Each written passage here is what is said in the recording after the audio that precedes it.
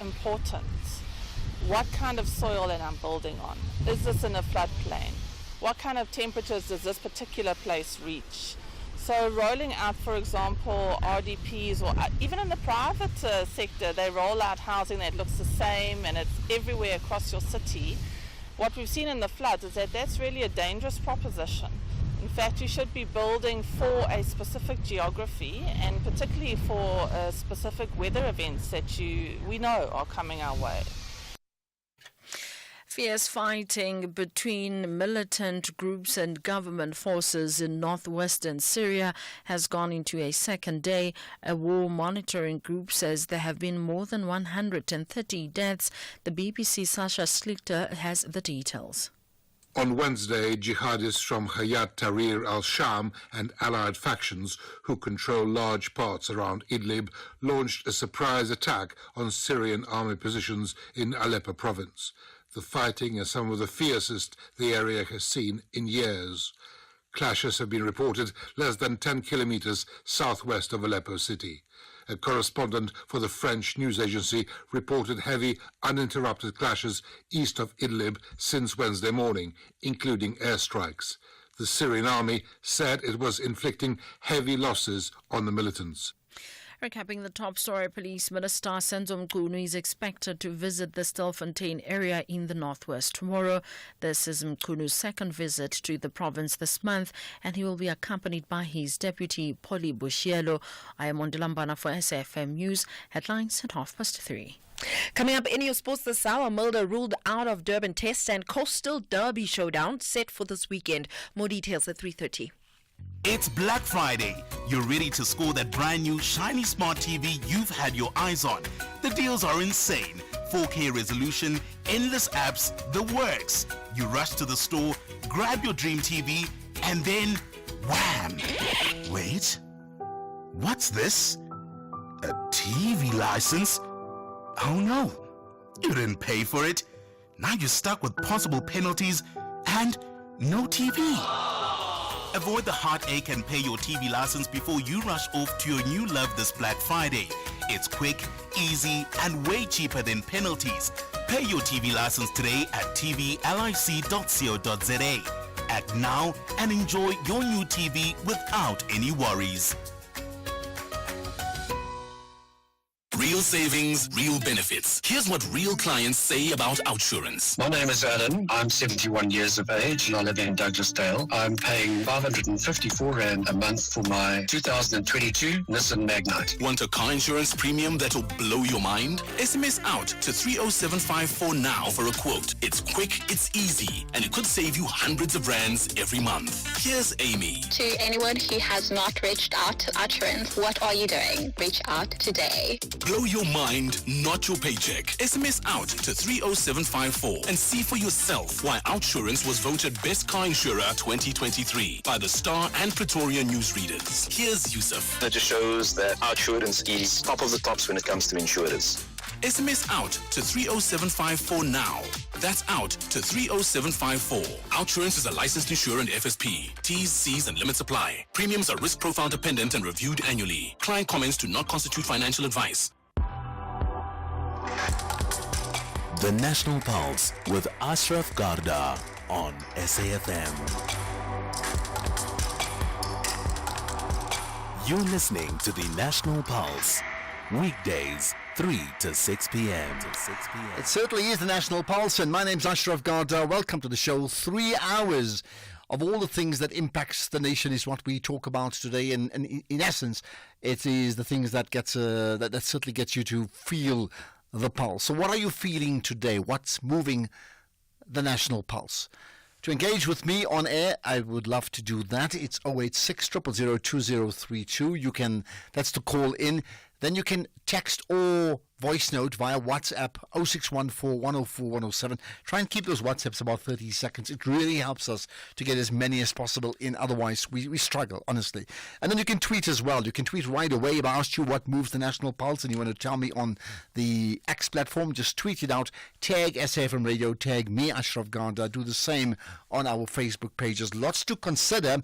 But here's a thought for you, okay? And it comes up from some of the conversations I've been having in the last few weeks, right? and that's this. Have you ever voted for a political party? And I always say, you know, when you vote for a party, you either vote for a party that you absolutely support, that you love, you love their policies, you love their leadership.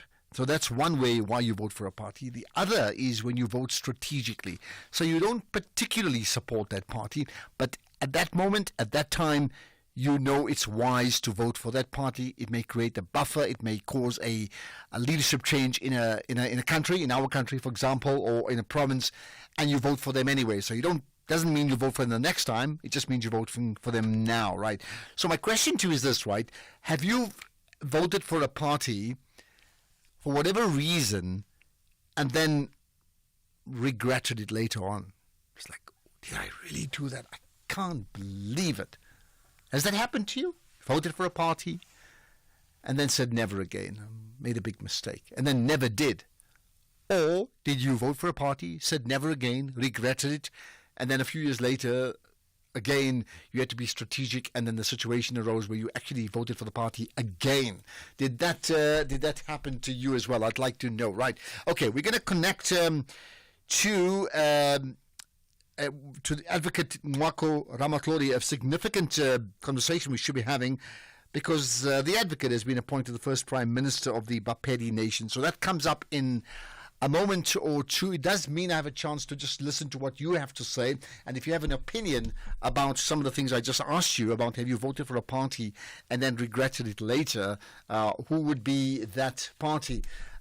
Here's a question that's come up immediately. Ashraf, dear listeners of SAFM, as we observe the 16 days of activism against gender-based violence, the Eastern Cape Men's Movement urges you to join us in taking a stand against the injustices faced by women and children. We bring you to your attention a heart-wrenching case that demands our collective action. I can't read the whole thing, but again, there's many issues like that, right? So think about that. Have you voted for a party and then regretted it later on? Like, I can't believe it. I want to know. Okay, now let's get to talk about a significant appointment, and that is the appointment. The Bapedi Nation have now got their Prime Minister, the very first Prime Minister from that grouping or nation or community. And that honour goes to the former Premier of Limpopo. You'll be very familiar with the name, Advocate Nwako Ramatlori. And so let's talk about just that and some of the issues around what their plans are and the significance. So I should say, Minister, good chatting to you and thanks for your time.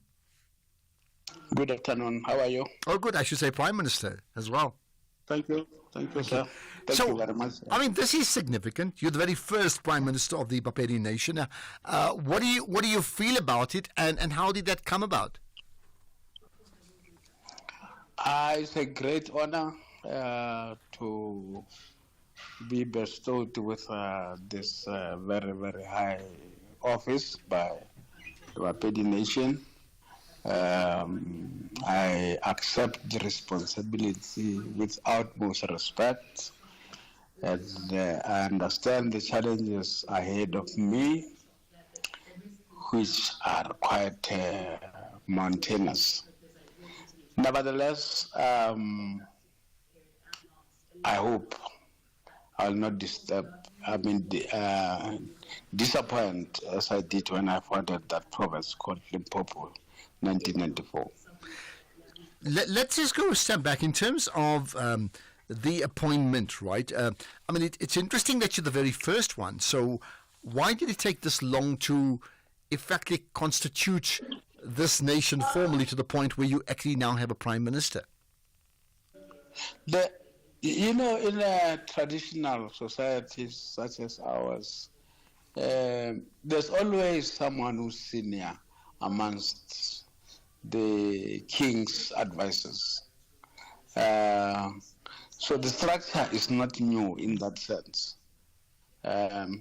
What is new is happening in modern day in South Africa, at least in Limpopo, as happened in KZN some years back. So my understanding is that there's always a senior prince in the family who then leads the advisory council to the king,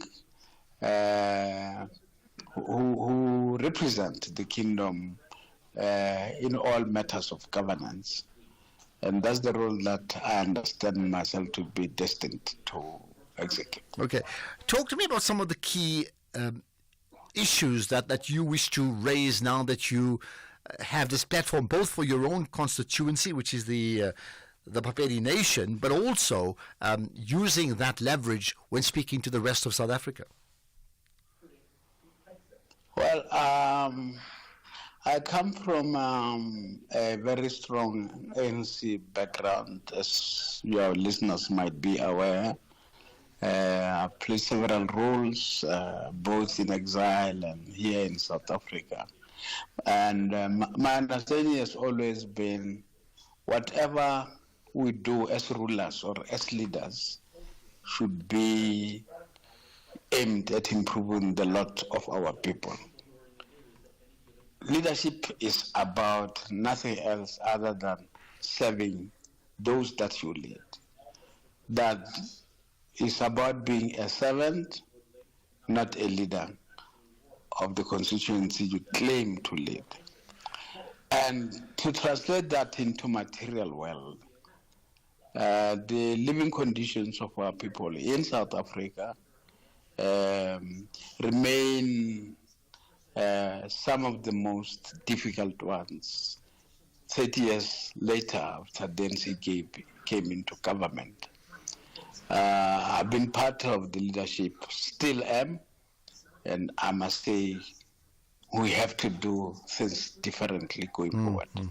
I suppose, one of the bigger debates has been, the equality or the inequality of the different kingdoms that reside within South Africa. Do you have a view on that?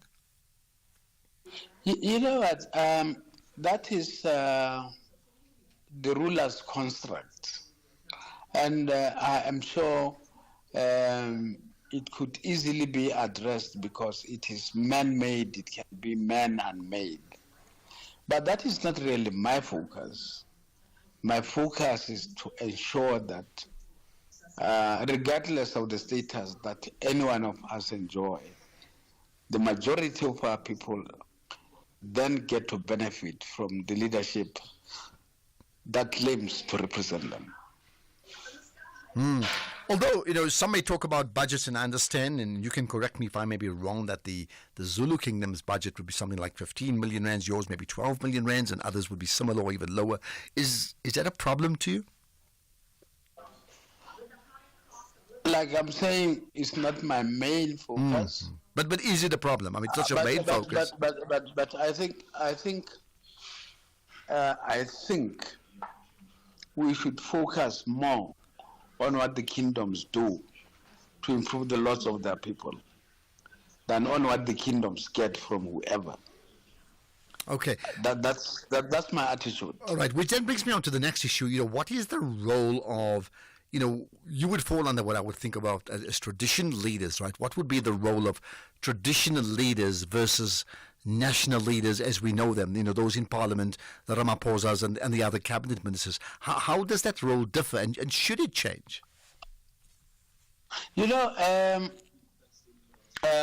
Historically, before the colonial regimes imposed themselves on our people, traditional leaders were the actual leaders of their people. And they did not rule as individuals, they ruled in councils. So the notion that people can be done for without them participating is foreign to the African way of doing things. So now the question is, we're sitting here with a democratic society where traditional leadership has to play a role. I think our role is to bring cohesion into society. And are you succeeding? If your role is to bring cohesion, not just you and you new into the position, but are traditional leaders succeeding in doing that? In many respects they are, but the democracy needs to allow for meaningful participation in that respect. Years ago, when I was premier of Limpopo, I wrote extensively about what I perceived to should be the relationship between traditional leaders and, for instance, local governments.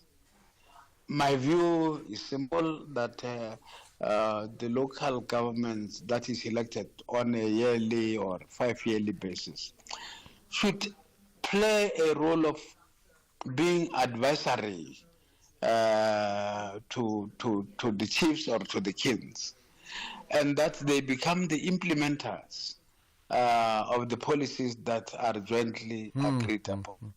So because traditional leaders don't implement themselves, they've got to have feet and hands to implement the policies that are jointly agreed upon. So maybe lastly, how do you then compare how traditional leaders and those that make up various monarchies within the South African construct compare to, for example, the British monarchy, King Charles, before that Queen Elizabeth II?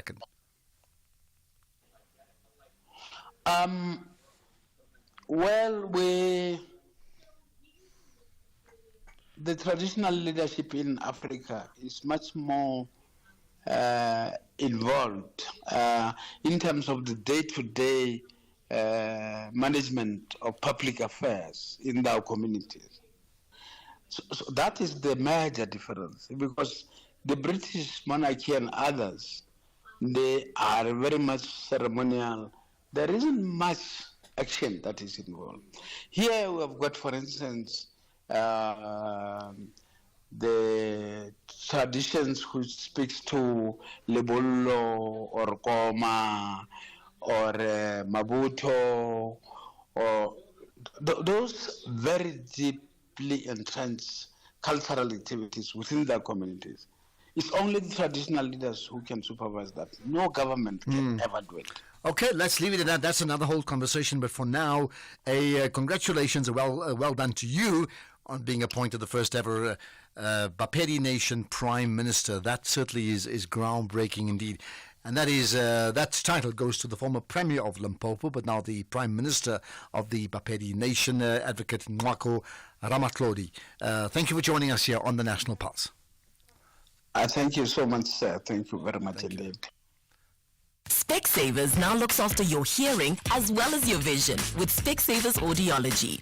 With 60 stores and counting, we are South Africa's largest audiology group. For a limited time only, buy one rechargeable hearing aid and get 50% off the second. You heard right. Buy one rechargeable hearing aid and get 50% off the second. Find your nearest store at specsavers.co.za. Specsavers Audiology. Test your hearing and join the conversation. T's and C's apply.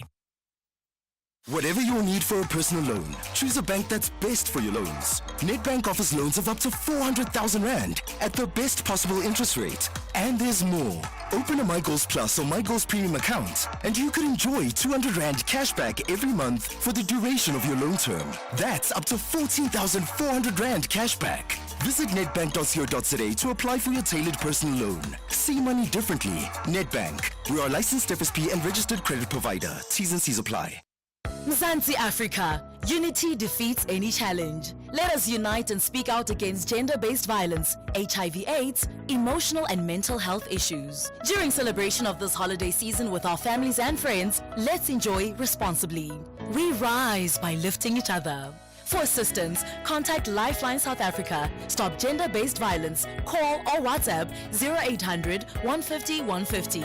Alternatively, call National Health Hotline on 0800 012 322 or WhatsApp on 084 922 8808. Lifeline South Africa. Mental and emotional health for all. This is an SABC-supported initiative. You are listening to the National Pulse with Ashraf Garda. So let me throw that to you once again. Is there a political party that you voted for a certain reason, and then now you regret voting for them ever again? It's like, I can't believe I did that. Here's one. I voted DA when I needed help, and they told me they can't help me. frightened for the ANC. Thank you. I'm not too sure what you really mean by that, because you're not actually telling us whether you regretted or you didn't regret voting for that party. I'll take certainly calls on that as soon as I can. Let's get to the Daily Global Watch feature now. Now, the head of the European Union, that's the head of the European Union's Rohingya Council, that's Dr. Ambia Perveen, has reacted to the ICC, meaning the International Criminal Court's arrest warrant for the Myanmar military leader, and that's Min Aung Hlaing. Now, the ICC is of the view that there are grounds to believe that Hlaing was responsible for crimes against humanity after he led a deadly campaign against the Rohingya community back in 2017, 7 years ago. So let's then chat to Dr. Ambia Perveen, head of European Rohingya Council. Appreciate your time. Thanks for connecting to the National Pulse. Thank you very much for focusing on the Rohingya crisis. Thank you. Well, it's something that we do touch on often, and then sometimes we understand it can disappear from the radar, but it's important we bring it back, right? So tell me about this. So the ICC's arrest warrant for the Myanmar military leader, you say what? Thank you once again.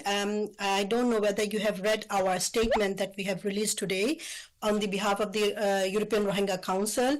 Yesterday you have heard that 27th of November, the ICC prosecutor requests arrest warrant for Min Aung Hlaing, who holds the highest military position in Myanmar, is a step towards accountability for the crimes against humanity of deportations and the persecution of the Rohingya people. On the other side, one must not forget that the Min Aung Hlaing is not only the only criminal, but also civilian, military, and the religious leaders who played an active role in his unfinished business in completely destroying the Rohingya people.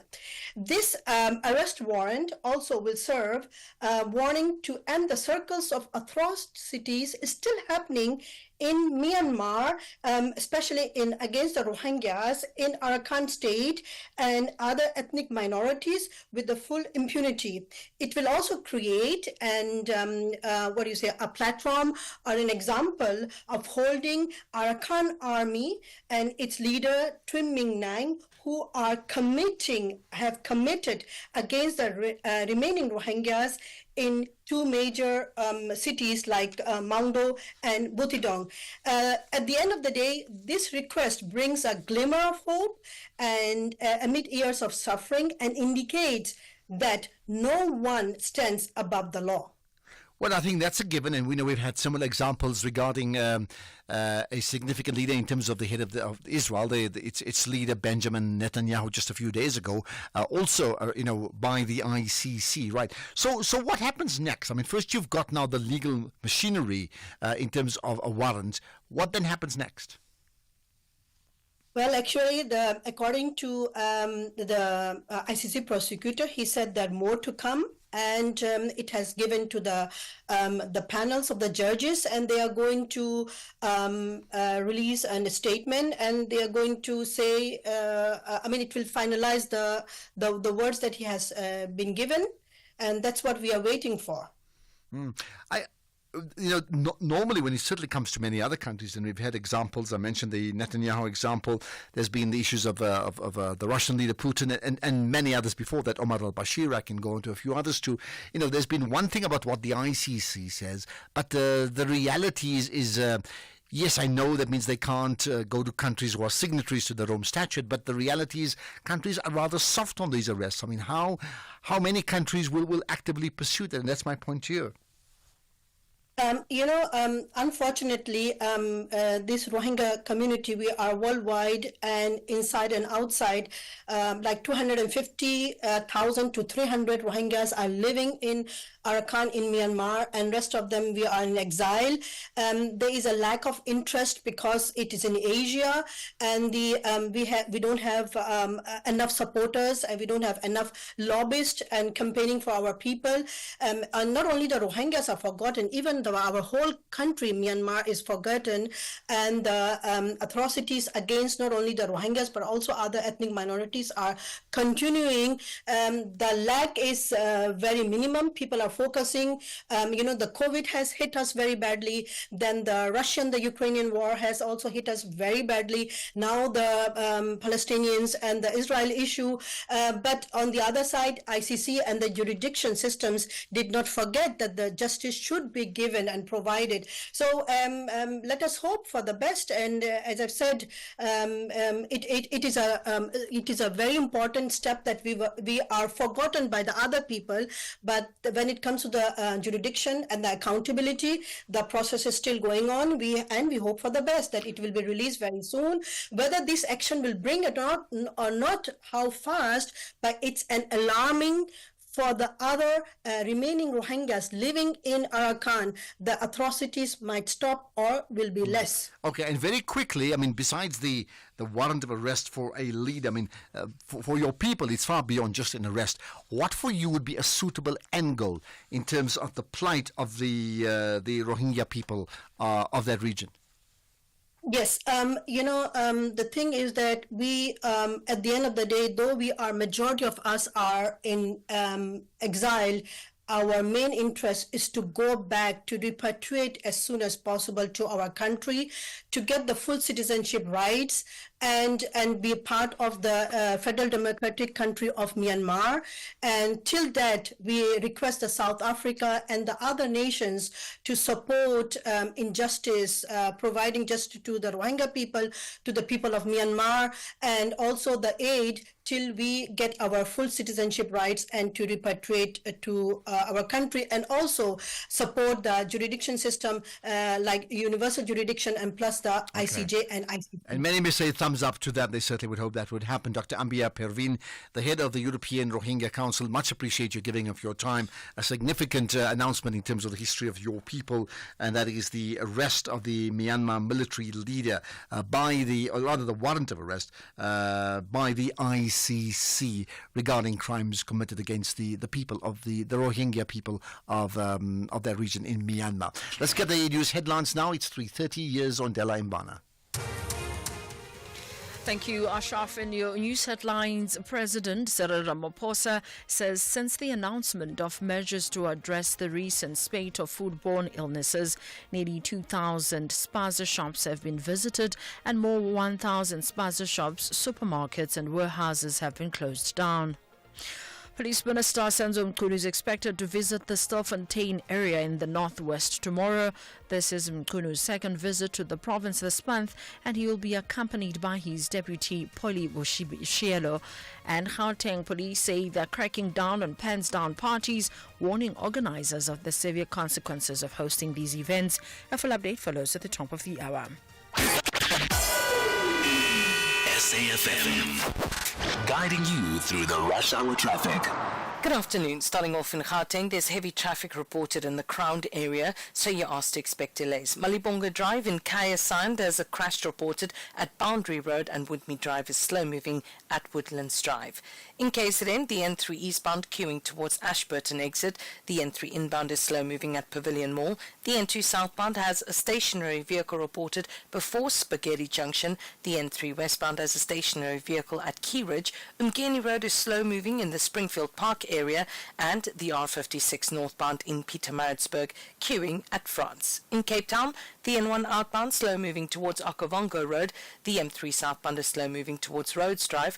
The M5 northbound is slow moving towards the N1 Kubik interchange, and the N7 checks Haverhill Drive southbound queuing towards Voortrekker Road. With your traffic update, I'm Irma G.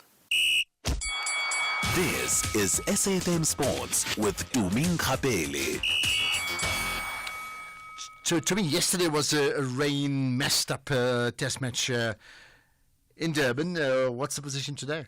Well, a very good afternoon to you, Ashraf, and our listeners. Wiaan Mulder will not bowl or field for the rest of the Durban Test against Sri Lanka after fracturing his right middle finger while batting in the first innings. Mulder suffered the injury in the first ball of the 27th over, which was the fifth ball that he faced, and a decision on whether he will bat will be made as the match continues. But talking about that match, it's day 2 of that first test between South Africa and Sri Lanka, and the Proteas were dismissed for 191 for 49 overs, while Temba Bavuma top scoring in the first innings at 70. In reply, Sri Lanka were bowled out for 42. So we are into that second innings, and South Africa currently sitting on 48 for 1 in the 13th over, and they're currently leading by 197 runs. Moving on to rugby, the Sharks welcomed the Stormers in the Shark Tank on Saturday evening. A much anticipated coastal derby in the United Rugby Championship, and coach John Plumtree has made a big statement on the 15, which is dominated by Springbok stars. However, Yeben Etzebeth and Bongi Mbonambi are out, and Sharks director of the board, Tendai Mtawarira, says that it's always a physical battle between the two. Sharks games are always, physical. It's always a massive contest, and I think it's the history that we share between the two teams. There's a lot of mutual respect. So I think the boys have had obviously a month long to prepare for this massive game. The Stormers will be highly motivated. They've had some good success in our backyard, and of course we want to defend in our backyard. We've been doing really well. When you look at the games that we have played this season alone. So yeah, we're trying to build a fortress, here at the Shark Tank. So the Stormers will obviously present a full challenge. They've got a great squad, a great coach, John Dobson, a great system that they've been adhering to for the last couple of years, and they've obviously won the URC. So for us, it's all about taking it one game at a time and making sure that we deliver the best performance. So I've got no doubt the boys will be ready for Saturday. Well, in terms of football, Frank Lampard has been appointed as the new head coach of Coventry City. The 46-year-old has signed a 2.5-year contract and will be joined by coaches Joe Edwards and Chris Jones, who he has worked with previously. Meanwhile, Ruud van Nistelrooy is set to be appointed as Leicester City's new manager. The 48-year-old would replace Steve Cooper, who was sacked after just 157 days in charge following Saturday's 2-1 Premier League defeat by Chelsea. And I think just reading or just seeing a story like this, it makes me smile because he's really proved himself the time when he was at the helm for that short time at Manchester United. Well, I don't know if he proved himself. I mean, what is it, 3 games or 4 games he was the coach? Yeah, but I think it was enough for Leicester City to say, hey, come over. Well, I mean, listen, I like him. Let's start with that. He had 4 home games for Man United, which is something nobody else ever has as a caretaker. That's significant. But the other thing, I don't think he's proved himself at Man United.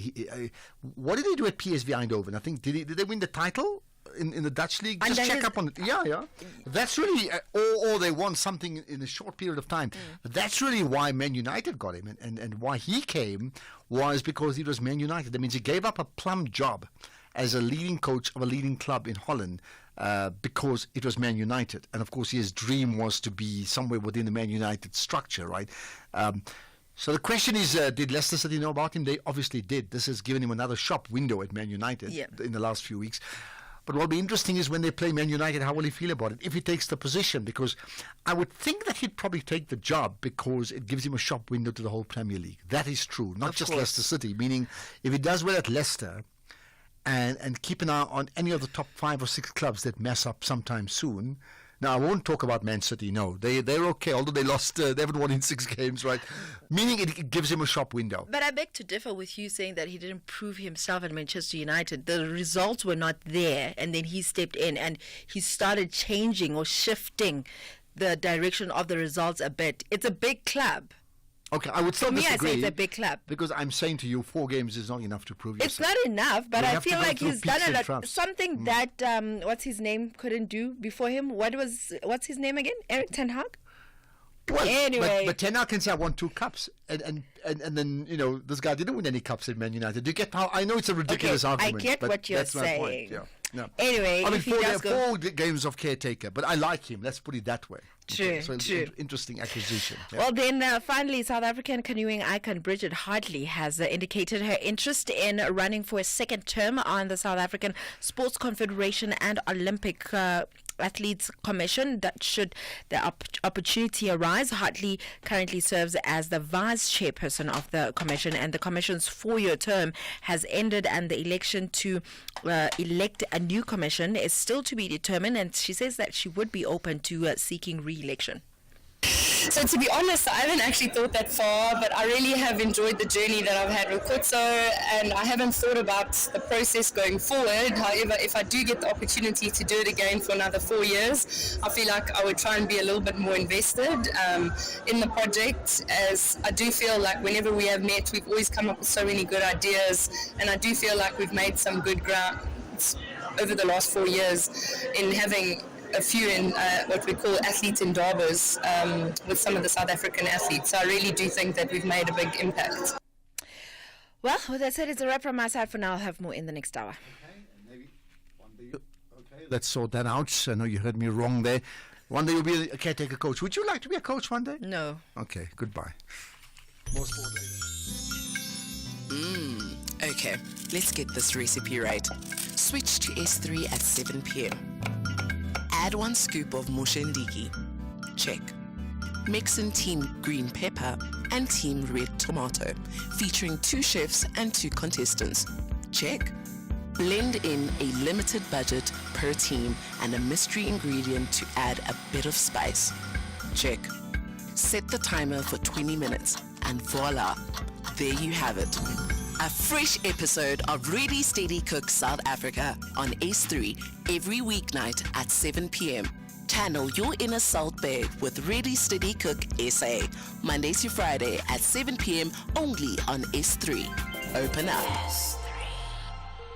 Andile, the CEO of a multinational corporation, is driving home with his daughter. Dad, why is the Tooth Fairy so stingy? Stingy? Well, she makes sure everyone gets something. Does everyone at your company get something? Yes, they're covered by Old Mutual Corporate's employee benefits. Even Abdul. Of course, he gets retirement benefits. And Sisampo on that big machine. She gets group risk cover if that big machine hurts her. Wow, that's amazing, Dad. Visit oldmutual.co.za/employee benefits and go from questions to solutions for your employees with Old Mutual Corporate. Old Mutual Life Assurance Company SA Limited is a licensed FSP and life insurer. T's and C's apply. X at SFM Radio and at Ashraf Garda. Right, let's get your thoughts. This is Patrick from Soweto. Azra, I regret why I did vote for ANC for the second time. I really regret. I regret it's failing us as health workers. I am the leader of the COVID health workers. It's failing us, this ANC government. It's failing us. I regret, because all these people of COVID health workers, they're still outside.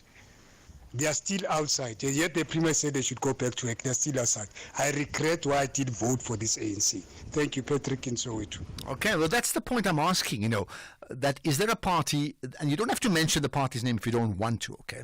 But is there a party that you voted for whatever reason, and it could be because you loved the party at the time or the party leader or their policies, or it could be that you strategically voted for them, to keep some other party out, for example, or for a certain agenda, and didn't quite work out, and then on hindsight you say, oh my goodness, man, I so regret doing that.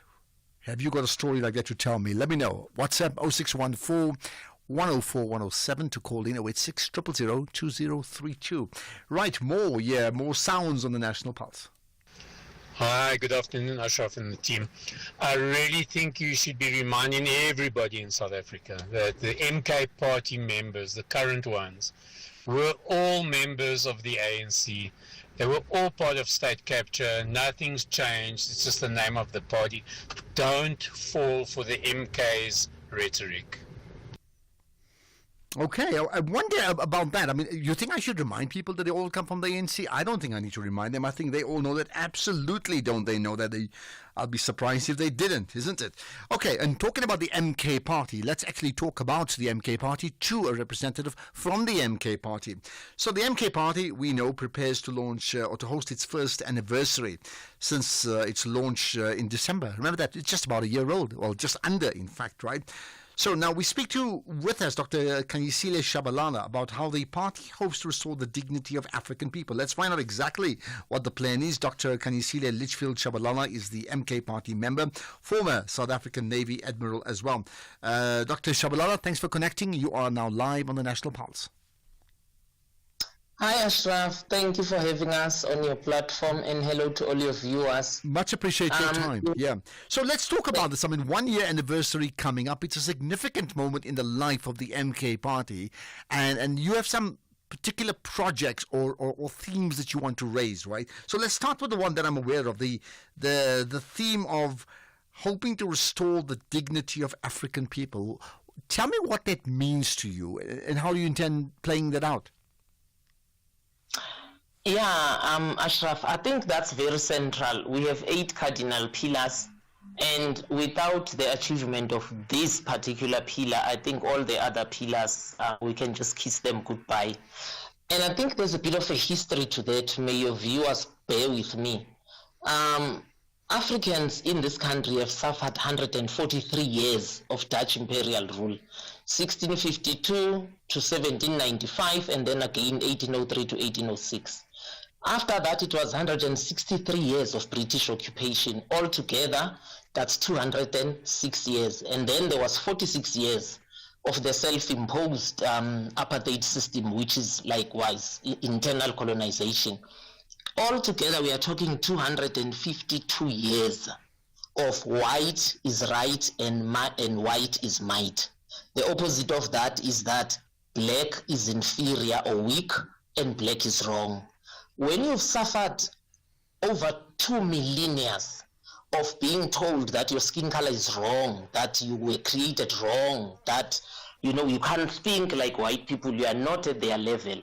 Surely, I mean, even a 6-year-old should conclude that you come to a point where you internalize those feelings of inferiority and self-hate. And that's not unique to South Africa, by the way. This is the whole continent. There's a doctor in the States, Joy Degree, who even wrote about it for slavery. I've added that we've suffered both slavery and colonization because the people who were taken from here also left the void amongst their families. Mm-hmm. So it's something called intergenerational trauma. And why is it intergenerational? Because it doesn't stop. You see, it's not like after 94, the condition of Africans wholesome improved. Ashraf. Can I interject you? I mean, that brings me to the nub of the story that I understand your point about the broader issues. What is 1994 till 2024 done to change that paradigm and that narrative? Well, I think I'll speak on this one as a citizen that lived in that 30 years. The expectation was that we will uplift society wholesome. I always make this comparison. Instead of creating a middle class, which is always 3 checks away from unemployment, why aren't we lifting society wholesome? I think China is a good example. They've done that.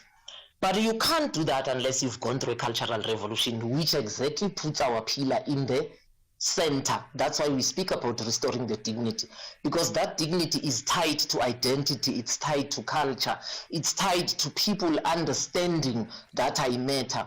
Remember, we lived before 94 in a system where governance had nothing to do with blackness. You were just parcels that were governed. You were not asked for anything. Everything was done for you and on your behalf.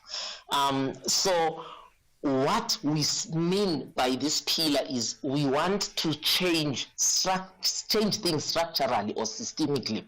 But apart from doing that, change them at individual level. I think the last 30 years attempted the structural or the systemic, but not the particular focus on the individual. So besides raising it at your first anniversary, conference or get-together, what would be the actual plan of action? I mean, how does it move away from telling me about your wish list here on the National Pulse on SAFM to an actual action plan? Well, for starters, we aren't government yet, but even though we are not government, I think we have started. We are engaging the traditional authority. Remember that identity for Africans is tied to the traditional authority. We are engaging them because when you engage your traditional authority on the spot, you are putting your languages on the map. You see, that's why we are talking about the interplay between municipal power and traditional power. The power of the traditional authorities has all been ceded to municipalities, which means we use traditional authority as political parties whenever we want their votes or whenever we want them to work for what we want them to do, but not what was traditionally, pre-colonially their role. Traditional authority is tied to culture, it's tied to language, it's tied to identity, it's tied to the very thing I talked about of the revolution. Yes, I understand that. I just want to move on because of time. I mean, that's really the only constraint that we have, and it's an important one, right? What I'm still not clear about is your actual plan of action, because you see, one thing is just speaking about it ideologically. The other is a practical intervention where things can actually shift. How are you going to convince us you can do that? Let's start with language, Ashraf. You know, there's still many schools in South Africa that teach English and Afrikaans, and they don't offer any African language, and they say we've complied with the two-language policy. Why have we not gone and actually spelled it out in black and white that the two-language policy should include an African language? We have a lot of children who are still forced to do Afrikaans despite 1976 stark reality. Let's start there. Two, we need to restore the dignity of African languages. You know, we've done well in this country. We should pat ourselves in the back. We are by far one of the very few African countries where you can take the African language to high school, where you can actually choose to do it at university. But we need to put a concerted effort so that African languages do not die. The prediction is in the next 60 years, the most dying languages are going to be in Africa because the colonial languages are still the reigning languages, and there is no focus on the African language. Okay, here's the last thing for now then, right? How would you move from your views now and on the one hand work outside Parliament, but on the other hand work within Parliament? You made the point about languages, I hear you, but I'm looking at the practicality of getting things voted on and therefore implemented within Parliament. How can you do that in the few seconds we have remaining, in fact? Yes, remember, the fact that we are not ruling party does not mean that we cannot put things for debate and adoption at the National Assembly.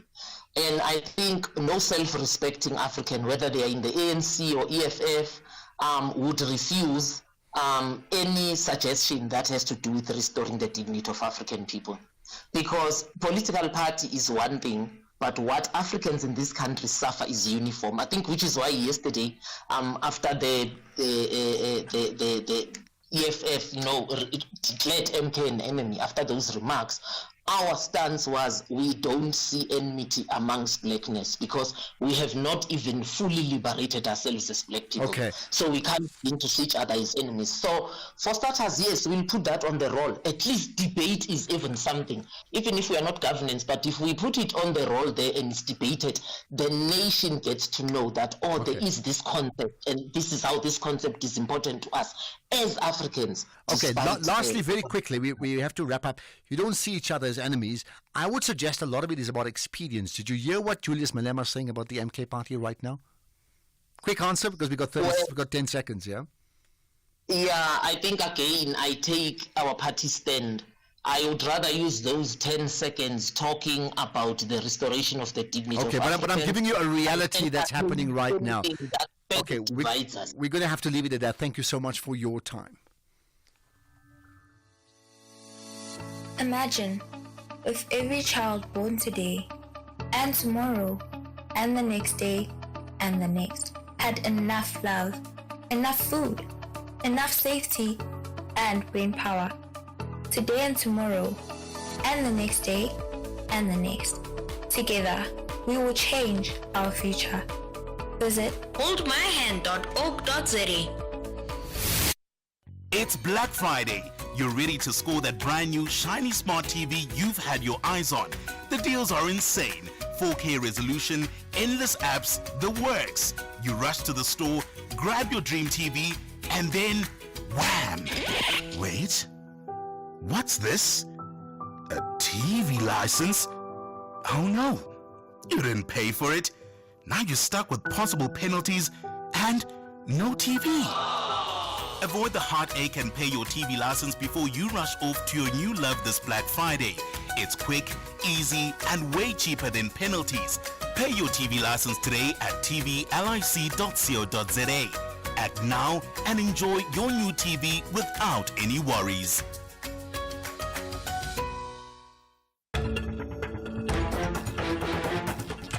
For 30 years, we've stood together, advancing collective action to end violence against women and children.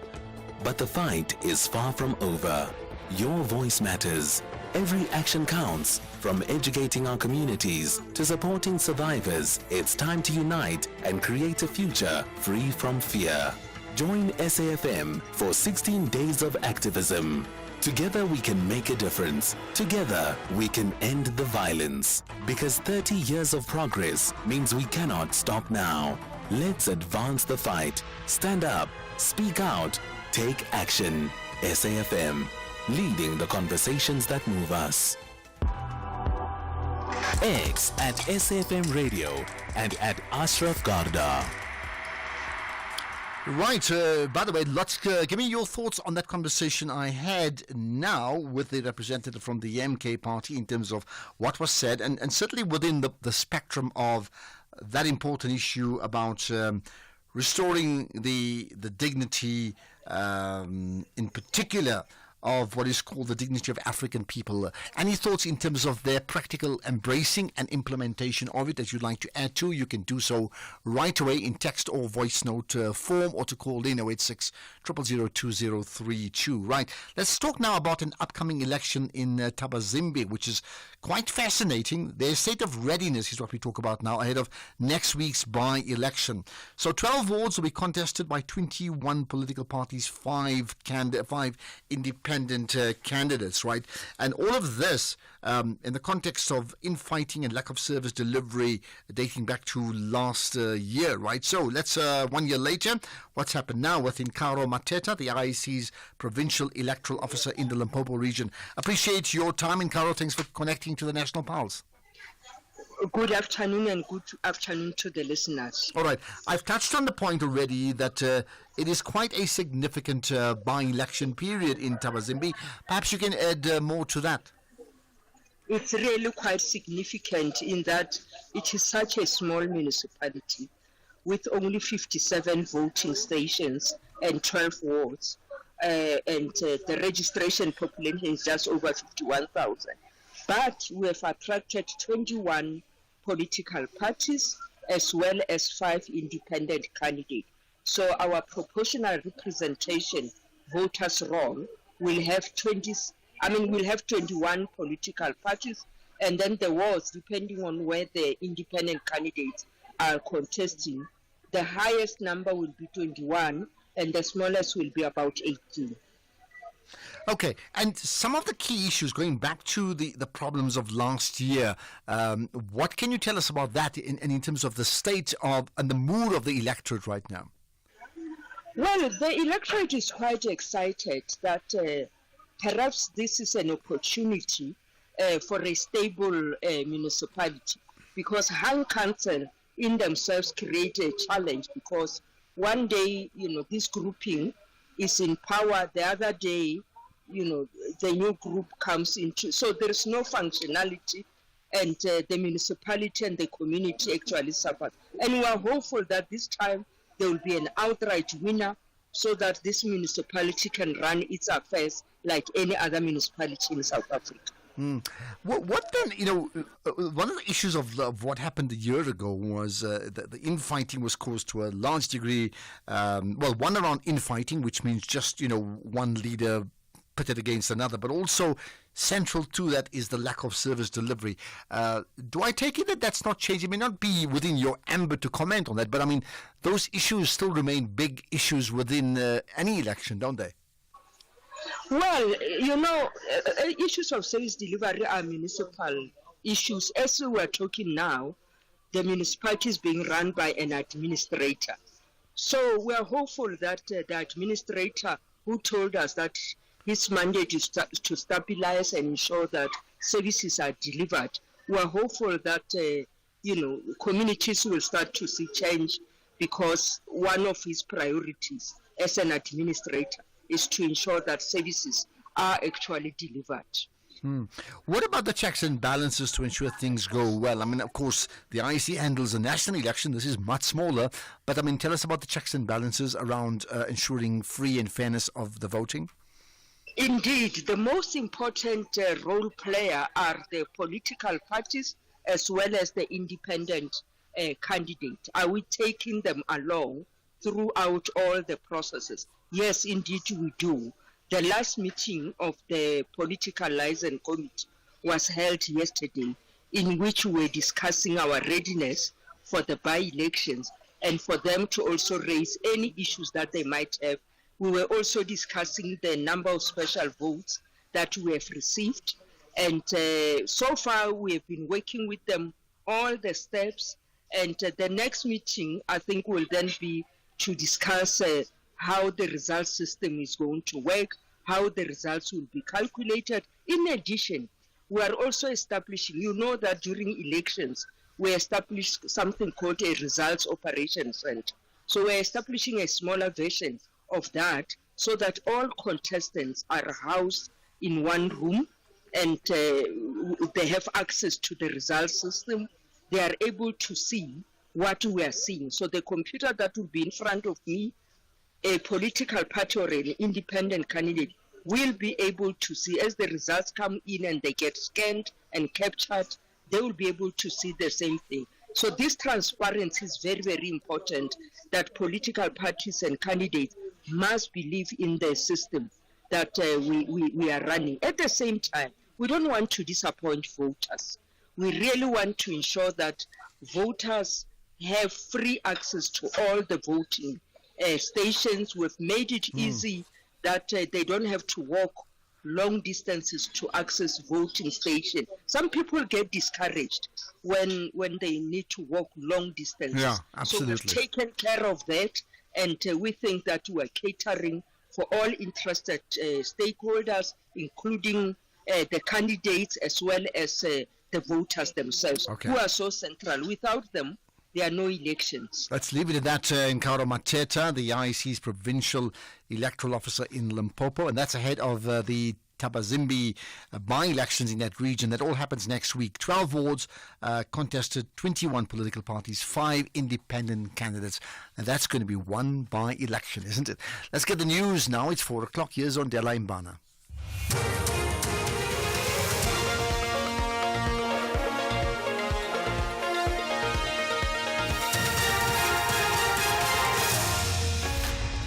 Thank you, Ashraf. Top stories at 4. Ramaphosa addressed the NCOP and Gauteng police crackdown on pens down parties. For SAFM News, I am Ondela Imbana, and a very good afternoon. President Cyril Ramaphosa says since the announcement of measures to address the recent spate of foodborne illnesses, nearly 200,000 spaza shops have been visited and more than 1,000 spaza shops, supermarkets and warehouses have been closed down. He says large quantities of goods have also been confiscated and numerous fines have been issued for violations of bylaws. Ramaphosa is delivering the annual address to the National Council of Provinces in Cape Town. The recent spate of foodborne illnesses has highlighted the risks that are associated with these enterprises. The tragic deaths of a number of children after eating food bought from some of these outlets has required urgent and decisive action to prevent the contamination of food by harmful substances, particularly pesticides, that are being sold unlawfully. Police Minister Senzo Mchunu is expected to visit the Stilfontein area in the northwest tomorrow. This is Mchunu's second visit to the province this month, and he will be accompanied by his deputy Polly Bushielo. This comes as more illegal miners continue to emerge from underground at a number of shafts The ministry will also engage various stakeholders comprising the South African Human Rights Commission, the South African Federation of Trade Unions, and as well as the affected families. Thabiso Moss reports. Minister Mchunu will receive a progress report on measures which will lead to the resurfacing of the illegal miners in the area. Mchunu has earlier this month established a task team which is led by Northwest Community Safety MEC Vessels Moroeng, who was given the responsibility to retrieve illegal miners still underground at Shaft 11. This process is yet to start. Meanwhile, 17 illegal miners resurfaced on Thursday from Margaret Shaft and Shaft 10. Thabiso Moss, SABC News. Gauteng police say they're cracking down on pens down parties, warning organizers of the severe consequences of hosting these events. The parties, which celebrate the end of exams for learners, have been linked to a string of fatalities, including theft, rape, substance abuse and assault. Gauteng traffic spokesperson Obed Sibasa says Gauteng policing wardens and other law enforcement agencies will be deployed to monitor the situation. Sibasa says the police are taking a strong stance against these parties. Strong warning goes to taverners, shebinas involved in organizing illegal pens down parties, sell alcohol to the underage. Your liquor license will be revoked. You will be arrested. Uzolala ubaliwe. To event organizers, DJs, in terms of bylaws, street bashes or street parties are prohibited, not allowed. Police in Mpumalanga are investigating the fatal stabbing of a 16-year-old learner from the Mkulu Combined School in Middelburg. It is reported that the grade 8 learner was attacked by a fellow learner on their way home. The deceased apparently attempted to defuse a fight between the alleged attacker and another learner. The Provincial Education Department says the stabbed boy was rushed to the Middelburg Hospital where he succumbed to wounds.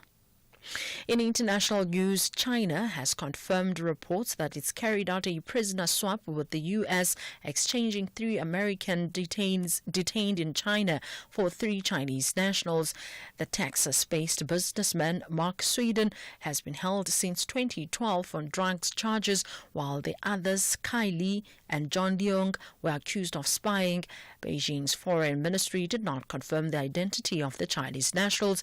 The BBC's Stephen MacDonald has the details. If the reports are correct, the prisoner being returned to China is a spy who'd been lured to Belgium and caught by the FBI in a sting operation. So quite a valuable person for China to get back. But really what this is all about is showing that China is prepared to do deals with the US. Part of this deal was the US easing up its travel warning for China.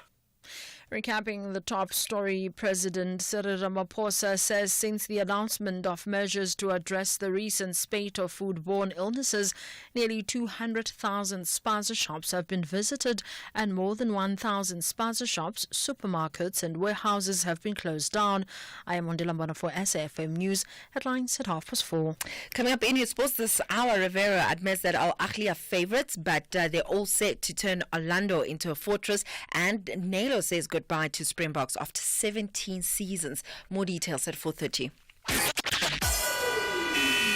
SAFM, guiding you through the rush hour traffic.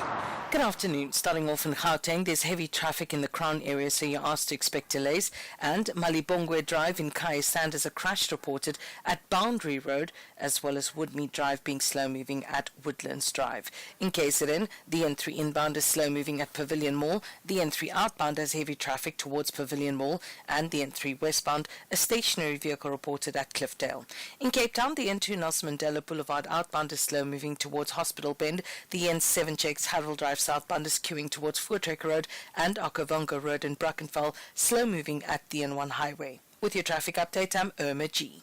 It's Black Friday. You're ready to score that brand new shiny smart TV you've had your eyes on. The deals are insane. 4K resolution, endless apps, the works. You rush to the store, grab your dream TV, and then wham! Wait, what's this? A TV license? Oh no, you didn't pay for it. Now you're stuck with possible penalties and no TV. Avoid the heartache and pay your TV license before you rush off to your new love this Black Friday. It's quick, easy, and way cheaper than penalties.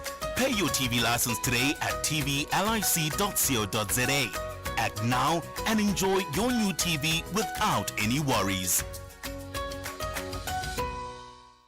Andile, the CEO of a multinational corporation, is driving home with his daughter. Dad, why is the Tooth Fairy so stingy? Stingy? Well, she makes sure everyone gets something. Does everyone at your company get something? Yes, they're covered by Old Mutual Corporate's employee benefits. Even Abdul. Of course, he gets retirement benefits. And Susampa on that big machine. She gets group risk cover if that big machine hurts her. Wow, that's amazing, Dad. Visit oldmutual.co.za/employee benefits and go from questions to solutions for your employees with Old Mutual Corporate. Old Mutual Life Assurance Company SA Limited is a licensed FSP and life insurer. T's and C's apply.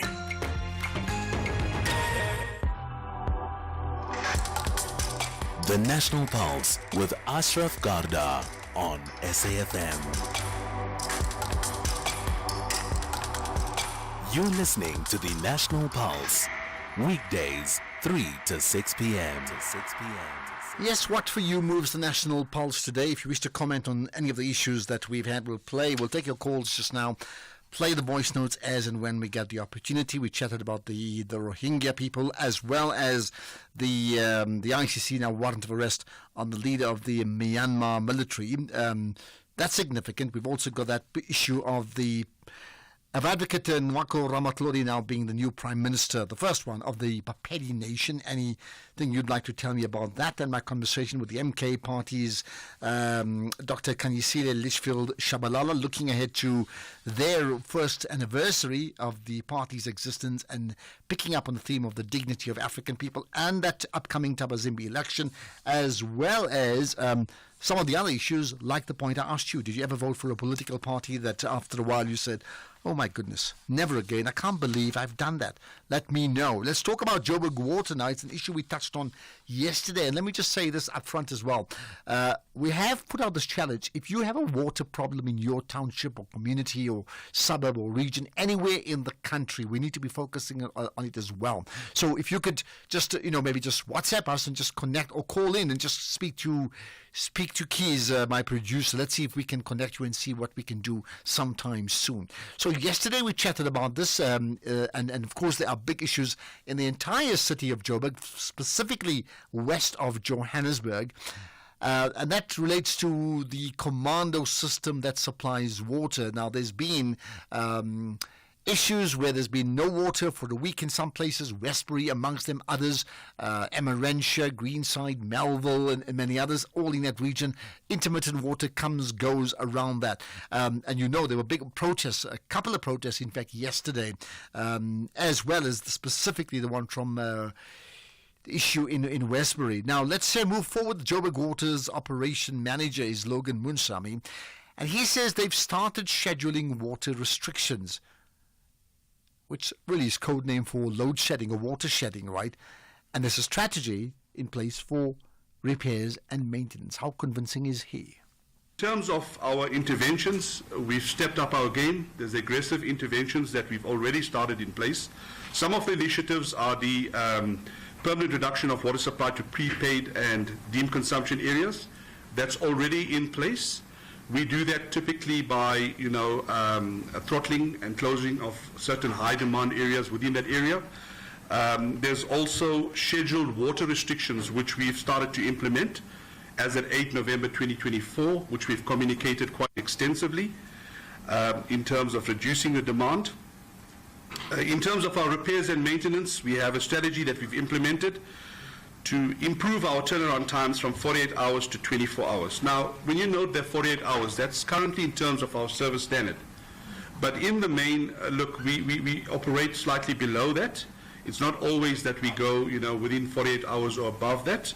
There are certain cases, but in order to get to 24 hours to reduce our losses specifically and our turnaround times to improve, we are now in process of speeding up procurement contracts for repairs to pipelines, critical materials that we want to stock up in stores in addition to what we currently have. And then obviously there's a labor component, these are manned, jobs, so we are looking at reallocating extra budget for overtime and so forth. And then there's supplementary services. We have steel pipelines in our system. Not all repairs are plastic pipes or HDP pipes or AC pipes for that matter. We're procuring additional welding services because in CBD specifically and parts of Old Rudaport, there's steel pipelines that are compromised. They require welding and fabrication. Okay, so that's one part of it. Comprehensive explanation of what they're going to do. How convincing is that? I asked you to think about that. And to continue, Logan Munsami then speaks about the residents, or residential homes in this case, that are converted to student accommodation and the impact on them. We now have initiated our medium to long-term plans in terms of improving the capacity of infrastructure in that supply zone. So yes, it's not a new issue, it's an ongoing issue for a while, but we have these plans like I've displayed to make sure that we have a bit of a more stronger supply, a continuity of supply going forward. But we must also be mindful, in that system, there's a lot of, there is old infrastructure, but there's a lot of practices, i.e. where 3-bedroom houses have been demolished and stands have been consolidated, and student accommodation has taken up. Backyard dwellings have just appeared because people are supplementing their incomes. So the density of population in that particular supply zone, noting our educational institutes are in the close vicinity, comprises a lot of densely populated areas where previously you would have a family of 5 or 6 people. Now, because they've built student accommodation, you have 200. It doesn't just put a strain on the water network, it puts a strain on the sewer network as well.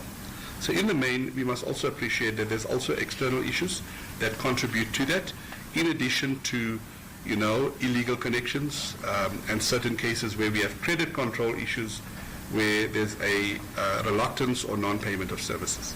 But in the main, it relates to that. Now to move on from the operations managers to the managing director of Joburg Water, and that's Nchabeni Mukweko, who talks about the upgrade of water infrastructure. 3 weeks. Don't know if maybe you notice on the graph, the last 3 weeks we've been seeing a demand of about 1,600. In fact, there are other weeks where it was even below 1,600, but average, call it 1,600. So it is 1,600 because, of course, these initiatives that are being implemented.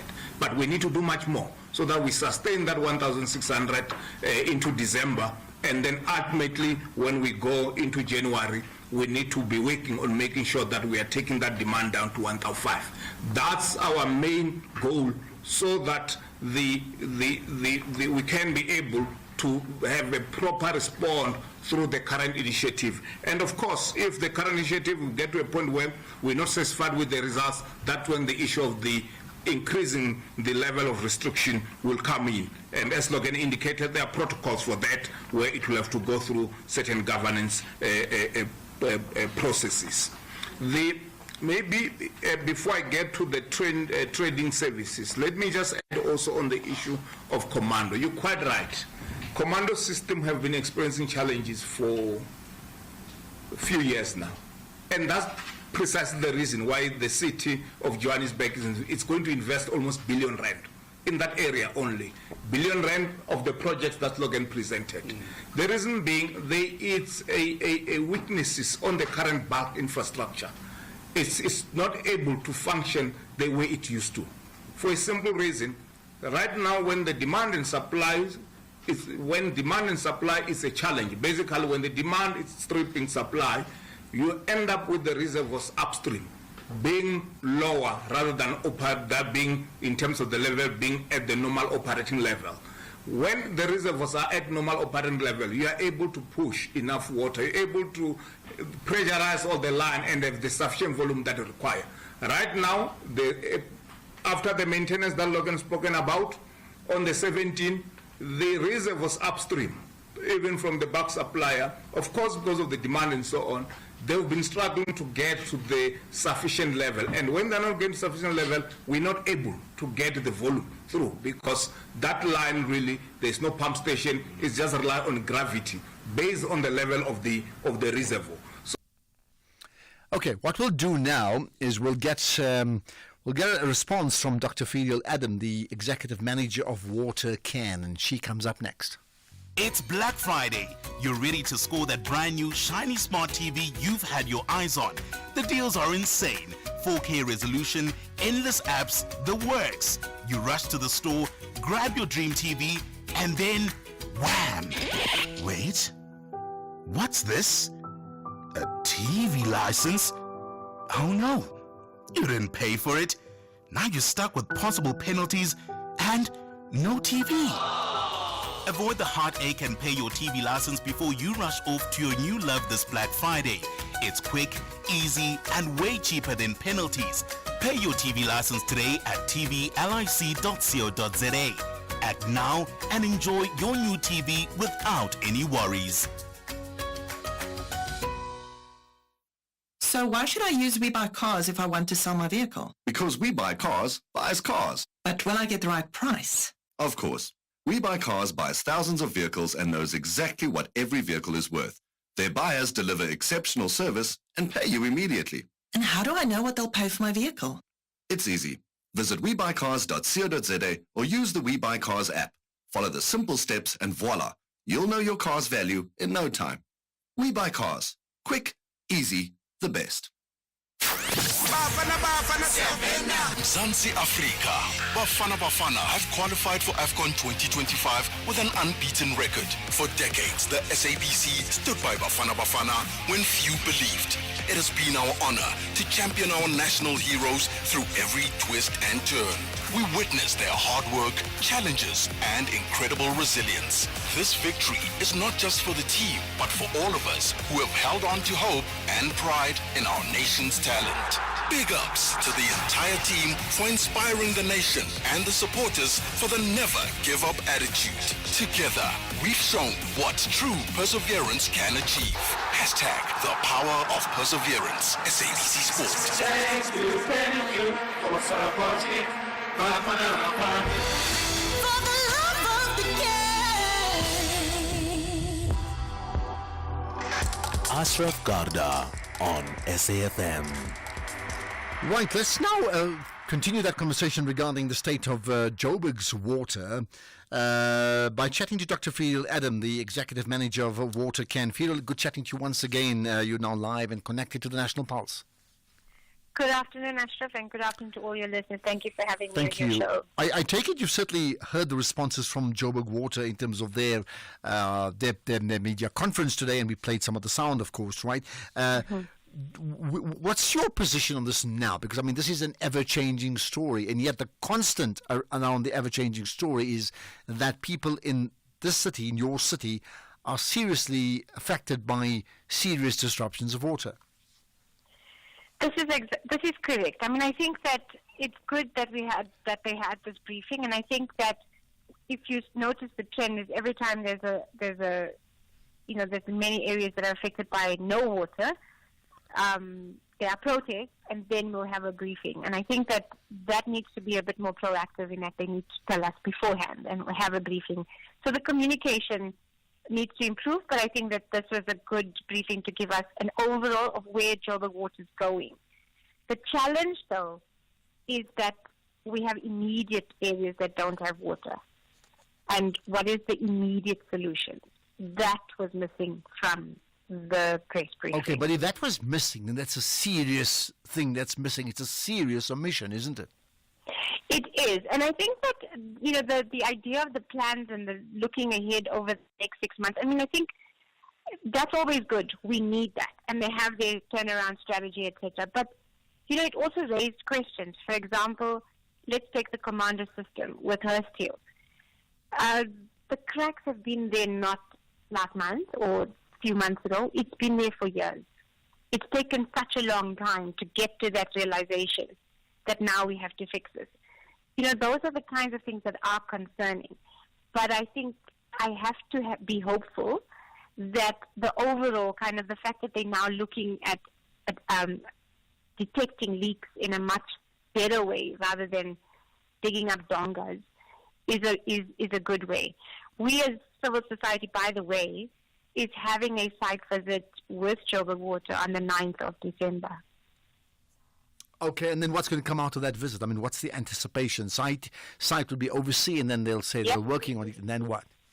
So this is the thing. We meeting. Okay, so we have a meeting beforehand, which is on Saturday, and we're actually planning our questions. We're planning our strategy, and what we want out of the site visit is we're taking experts. We're taking people that can speak both technical language as well as basic to make everyone understand what's going on. And we have the questions that we want to raise, and then we're insisting or we're asking to have a regular engagement with Joburg Water, a monthly engagement, because I think that is important moving forward. So right now we do know that there are disgruntled communities all over the city of Johannesburg, and none of them, they're all frustrated by the disruptions or the cuts as it's been called. They're all frustrated by seemingly the lack of information, meaning they're very general-based information. Of course, I receive it as well on my own WhatsApp groups too, and they want more, and therefore, naturally they would point fingers at the people that run the city. Do you get a sense that the decision makers that run the city, and in this case we're talking Joburg Water specifically, do they know what they're doing? I think that I'd like to believe that they are. From what I'm seeing in the briefing, the technical side is there. I think Mr. Munsami is very clear on what needs to be done. But having said that, I do sometimes feel like the focus areas doesn't make sense for me. So my example on that is we know that they need to focus on non-revenue water. We know that there's a high percentage of leaks and non-billable water and theft in Johannesburg. But it's the way that they're going out to deal with it. So you would remember 3 weeks ago or whatever, they went and they cut off water in Lenasia South. Now, without communicating or actually engaging with people on the ground or the community, of course that's going to create anger. And part of that is not understanding the context in South Africa of the inequality of access to water. And that is important to note, is that there's complete inequality. There are millions of people that don't have taps in their homes. So, of course, they need water, and this is going to happen.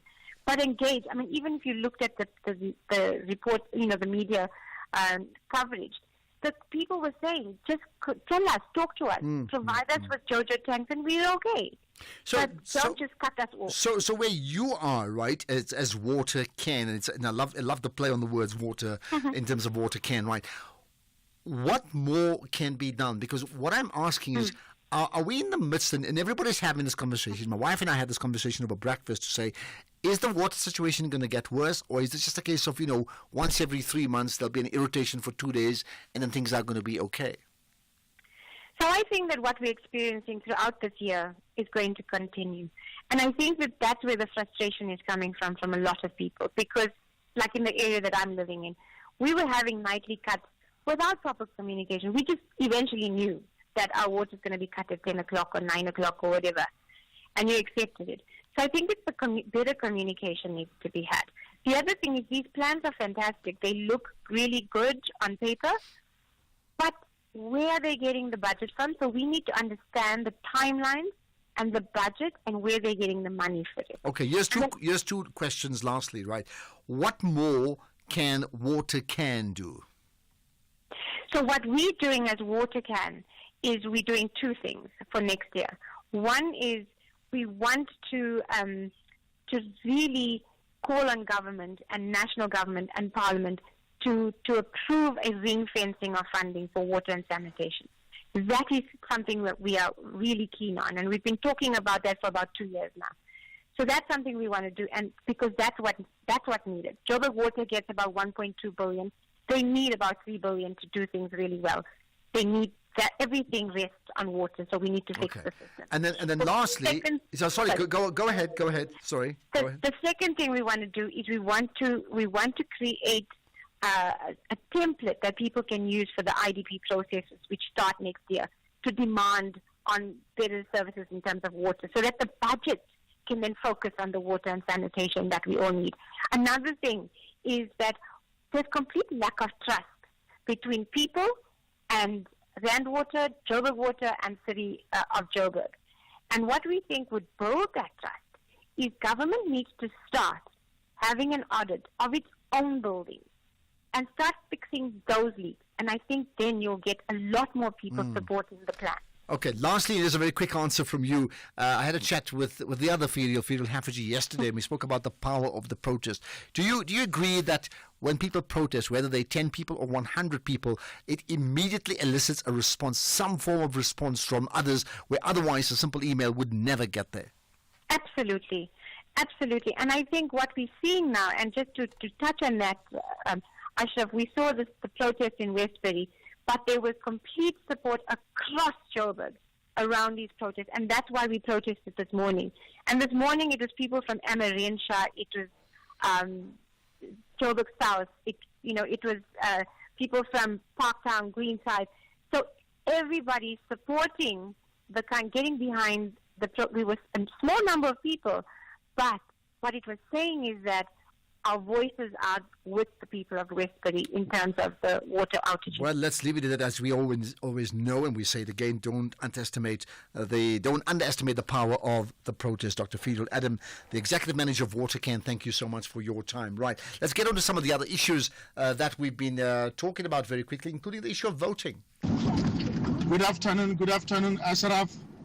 I regret my life for ever voting African National Congress, which is ANC, the party that has been in government for so many years and really hate young people.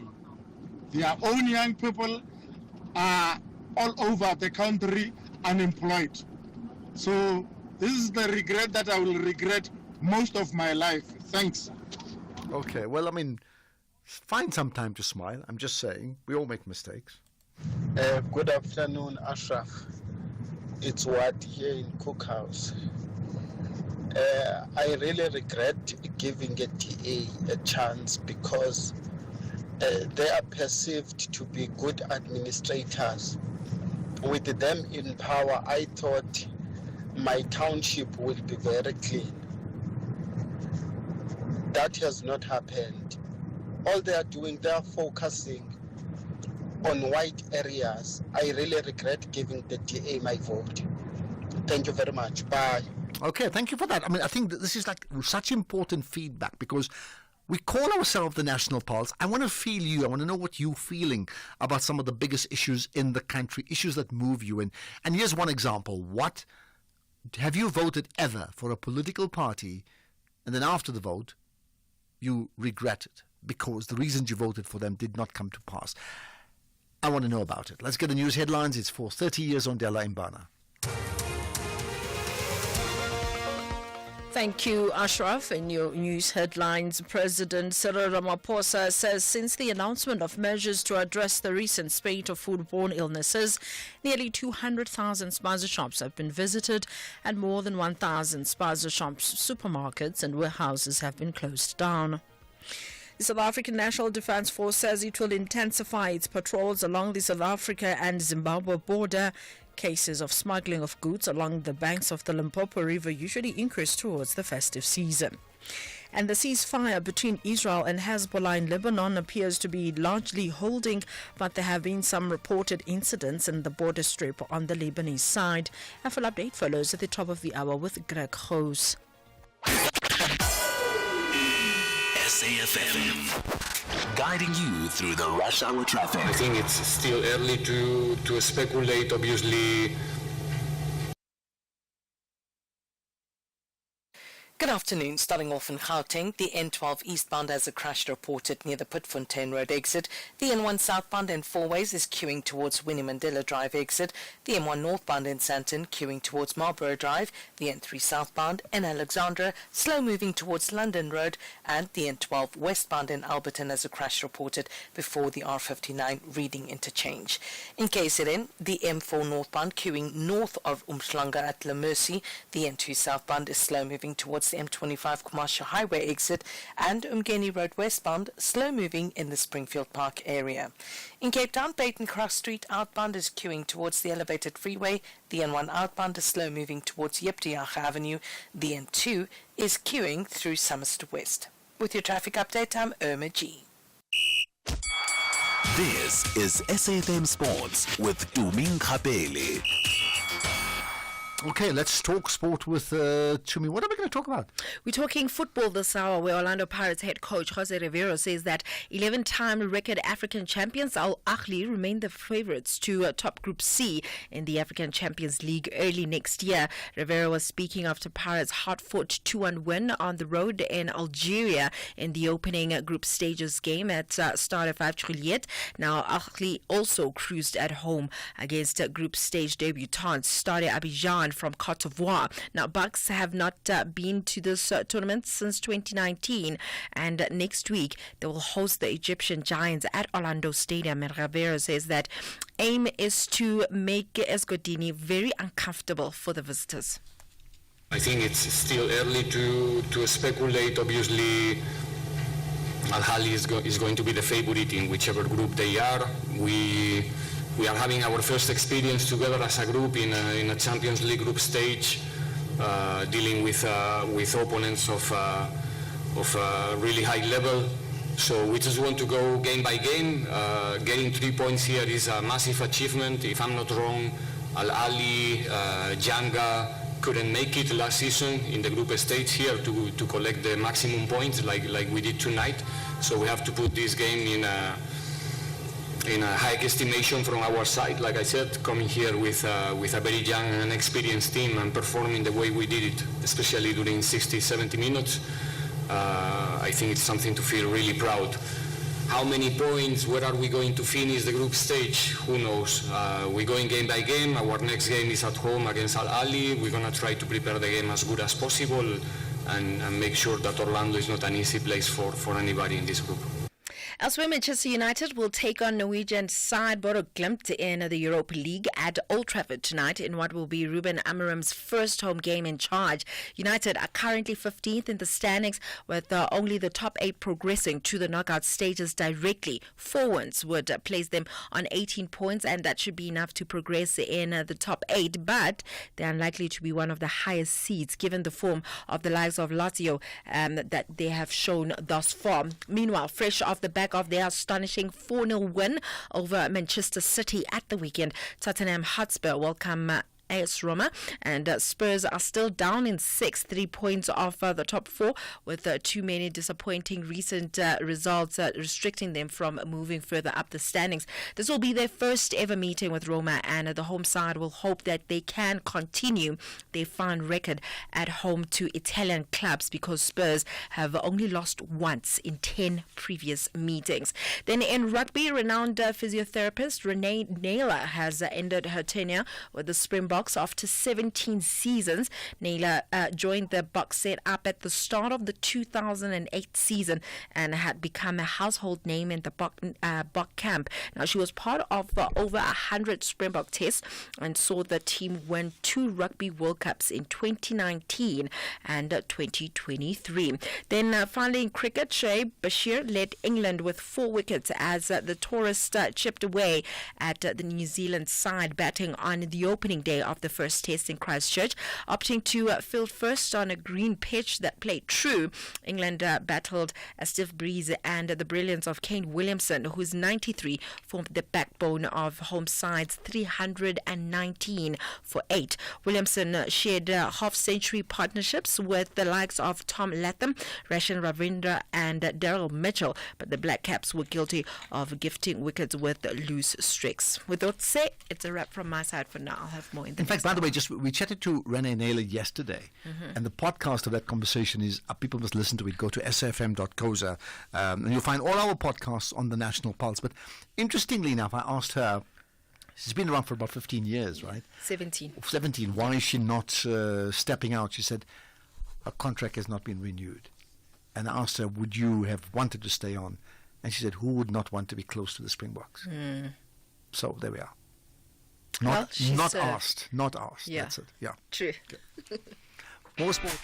It will be a hot affair between the Proteas and the English this summer. Who are the real queens of T20 cricket? Protea Fire meets England at Willowmore Park. What a summer without cricket. This is the third and final Women's T20 international match, where summer cricket comes alive. South Africa versus England on Saturday 30 November at 6 p.m. live on SABC Sport on DTT Channel 4 and reports on various SABC radio stations. Also available at your fingertips on SABC Plus, proudly brought to you by SABC Sport. For the love of the game. Andile, the CEO of a multinational corporation, is driving home with his daughter. Dad, why is the tooth fairy so stingy? Stingy? Well, she makes sure everyone gets something. Does everyone at your company get something? Yes, they're covered by Old Mutual Corporate's employee benefits. Even Abdul. Of course, he gets retirement benefits. And Sisampo on that big machine. She gets group risk cover if that big machine hurts her. Wow, that's amazing, Dad. Visit oldmutual.co.za/employee benefits and go from questions to solutions for your employees with Old Mutual Corporate. Old Mutual Life Assurance Company SA Limited is a licensed FSP and life insurer. T's and C's apply. The Buccaneers believe this is their season to finish on the summit, but Stellies want to secure a permanent top 4 position. Gauteng battles it out with Western Cape. This is the Betway Premiership. Catch the unmatched passion and drama of Ipola Lasemzansi. Orlando Pirates FC versus Stellenbosch FC on Sunday, 1st December. Live on SABC 1 at 3 p.m. and SABC radio stations at 3:30 p.m. Also available everywhere for everyone. Always on SABC Plus. Proudly brought to you by SABC Sport. For the love of the game. Economic news on SAFM. Facts and figures you can count on. Big question, which town or suburb or dorpie or village are you listening to the show, The National Pulse, from right now? I'd love to know. 0614-104-107. Just text me, or you can tweet it out on our social media pages, right? Makwe Masilena is the Chief Investment Officer at Makwe Fund Managers, and will give us the daily markets. Makwe markets, it sounds very similar. Let's talk about SPAR and then the local and global markets. Afternoon to you, Ashraf. Yes, the sale of their loss-making interest in Poland has been approved by the authorities, and the guys managed to arrest the recent market share declines. And in case of the liquor segment, which continues to be a crucial contributor to SPAR's overall market position, their monthly market share has grown year on year, and they demonstrated a resilient performance amidst navigating a challenging trading environment, together with the ongoing impact of the SAP system implementation in SA. Group turnover up 4%, and net borrowings down 9%. Profit as headline earnings per share up 11%, but no dividends paid. And Ashraf, our investment choices expanded today when it comes to grocery retailers, as stocks have started trading today on the JSE. And the first preferred gauge of inflation was in line with expectations and unlikely to change the probability of a rate cut in December. But some recent solid data has dampened expectations for rate cuts in early 2025. The IMF, which is the lender of last resort, says South Africa must consider what they call a debt ceiling to stabilize our economy and ensure sustainable growth. Note that the very same debt ceiling in other countries like US sometimes risks shutting down the government, and often than not gets to be increased to avoid dire consequences. But that does not mean it's not worth considering. And oil prices ticked up as Israel said ceasefire with Hezbollah was violated, and OPEC Plus rescheduled its meeting by a few days, and meeting where they are likely to extend the production cuts. We see Brent crude is up 0.4% at $73 a barrel. The yellow metal is supported by slowing U.S. inflation data, which basically reinforced expectations of a Fed rate cut in December. Gold is up 0.4% at $2,647. Platinum up 0.7% at $934. The U.S. we know is closed for Thanksgiving holiday. Europe is in the green, but the JSE is down 0.2%, dragged down mainly by our resources, and the rand firmed almost 0.2% against the US dollar. Is now 18.13, 22.98 against the pound, and 19.12 against the euro. Right. Let's sort that out. Okay, Margaret, thanks for that. We'll have a connection with you again tomorrow, right? Right, let's get to some of the other comments. In fact, here's one. Good afternoon, Ashraf. I wholeheartedly regret voting for the EFF. My youngster trying to warn me, but I ignored him. Now I wish I could vote again tomorrow. Well, your chance will come again, local and national, coming up soon. X at SFM Radio and at Ashraf Garda. Okay, let's get your opinions. What do you want to get off your chest? Kaiser in Mpumalanga, let's get your thoughts. Hi. Hi, Mr. Ashraf. How are you doing? I'm very good indeed. Go ahead. You're laughing. I wonder why you're laughing before you even say anything. I've been listening to you and meaning to call in, but unfortunately I was just following your argument and just enjoying the show all the time. So that's why I'm happy today. Okay. And anything else you want to say? Yeah, Ashraf, I was just intrigued by your interview with Advocate Makura Matlodi, appointed the new Prime Minister of the Bapedi people. And I don't know if it's a coincidence, Ashraf, with the interview you had with, I think, Kanyile Litchfield Shabalala. Yeah. And I'm tying it with what he said during Tito Mboweni's funeral about the black spider that chose, the mate and died and all those. And if I just promote myself to be a prophet, Ashraf, I sense Advocate positioning himself to move to the MK. And if you listen very carefully at the second interview, especially with Chabalala, to say we are politically positioning ourselves as taking the traditional leadership as politics. And that for me was very crucial, and I'm waiting to see how is he going to unite Bushbuckridge that went to Mpumalanga under his leadership, because we have the Bapedi people that are residing that side. So I think it will be an interesting time, and I'm hoping I won't hear that he moved to the MK anytime soon. Okay, got that. Well, you certainly made me laugh at the beginning, and thanks for the kind words, and appreciate you listening and calling in. And you have raised a very important we shall see watch the space question, so appreciated there, right, Kaiser. Sydney in Acorn Hook, I think it is. Acorn Hook, in fact it is. Sydney, hello. Hello, Brother Ashraf. It's true. I'm Sydney, the labor in Acorn Hook. Yes. Good talking to you. Good talking to you too. Brother Ashraf, 2-3 days ago, you asked us who will be our favorite politician outside our own political parties. Yes. Yeah. First, I'm a bona fide member of the ANC. I'm a bona fide member of the ANC. But the the leader who influences me much outside the ANC is the current KZN Premier, if I'm right, Bekezelin Tuli. Yeah.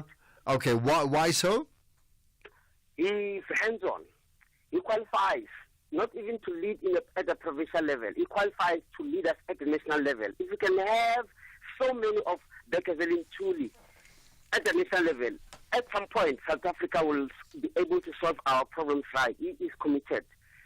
He's so gentle. He knows how to communicate with people. He's hands-on. He goes out in the field. Bekezelin Tuli of IFP. Raman, he qualifies to lead all of us. Okay. In South Africa. I'm sure the IFP are listening to you, and they may just give you a call sometime soon. But thank you, I get your point. Nice call, Sydney. Thank you so much. Well, I mean, that's the point. We asked you the other day.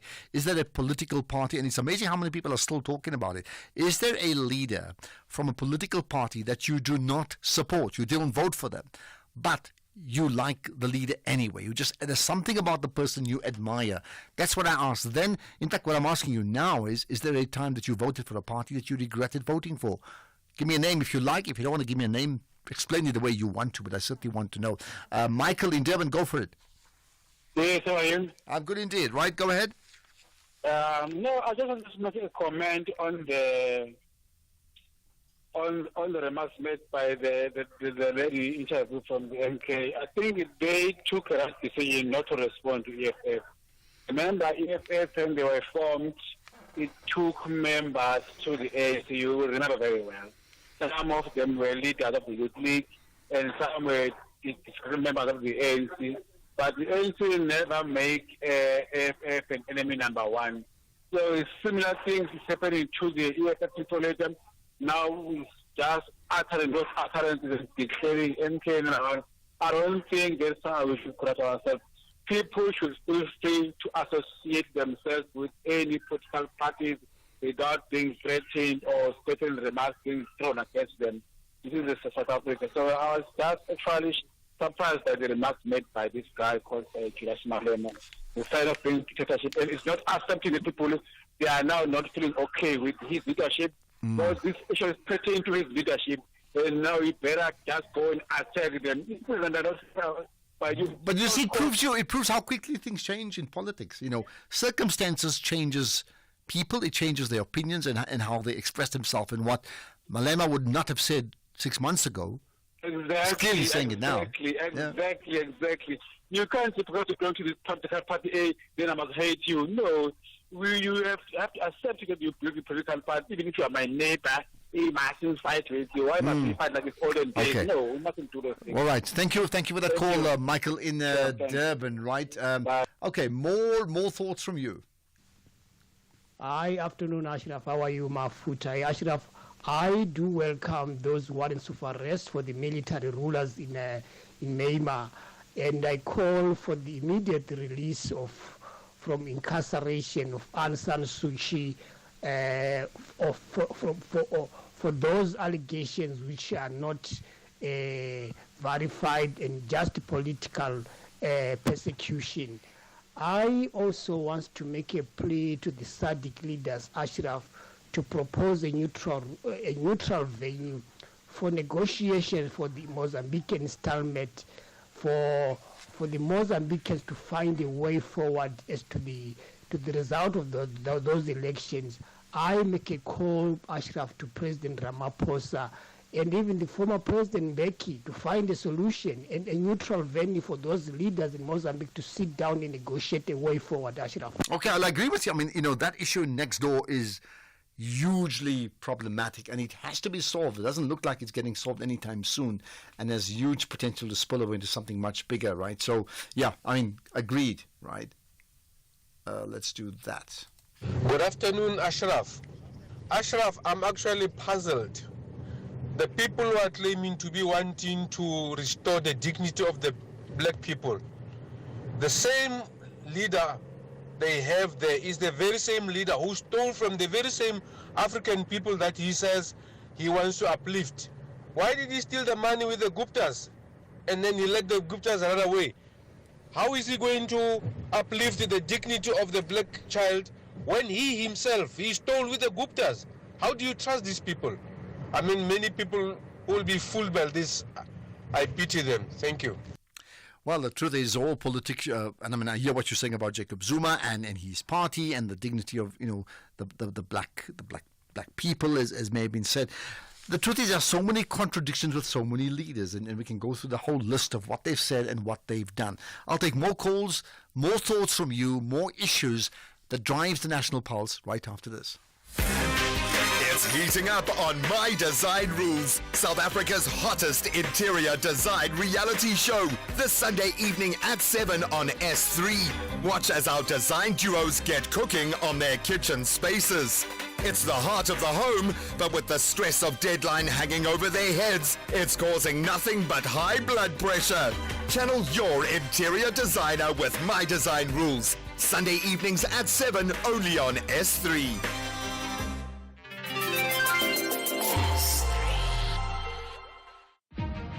The SAFM Playwriting Competition is back. After receiving hundreds of entries last year from South African writers of different ages and ethnic groups sharing their stories, now the time is yours. It's your story. You decide. SAFM invites all writers to explore the medium of sound, the theatre of the mind, and to create a 1-hour radio play in English. Get writing now and submit your play before the 3rd of February 2025 for a chance to win one of 3 large cash prizes. For more information, visit safm.co.za. SAFM, leading the conversations that move us.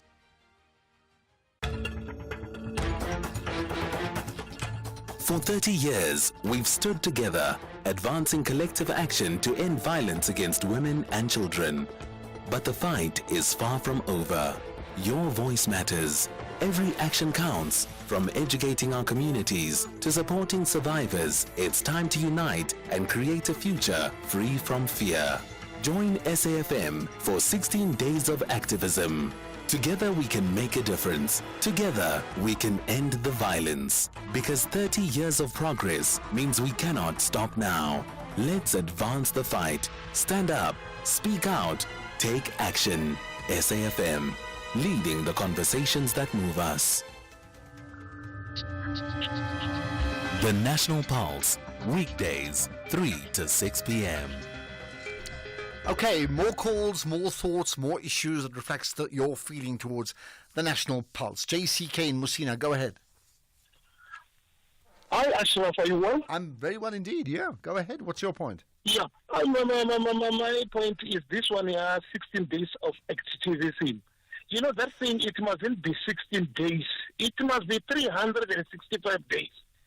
And to our men, we must just know that those women or those ladies are our mothers and sisters. So it's time that we respect them. You know, this thing here, to kill or to harm somebody, it's old-fashioned. It's old-fashioned. And I'm appealing again to our spouses or our women who are working. You know, Ashraf, it's about 95% of us husbands. We don't know how much our women earn. Their salaries, we don't know. But our women knows our salaries.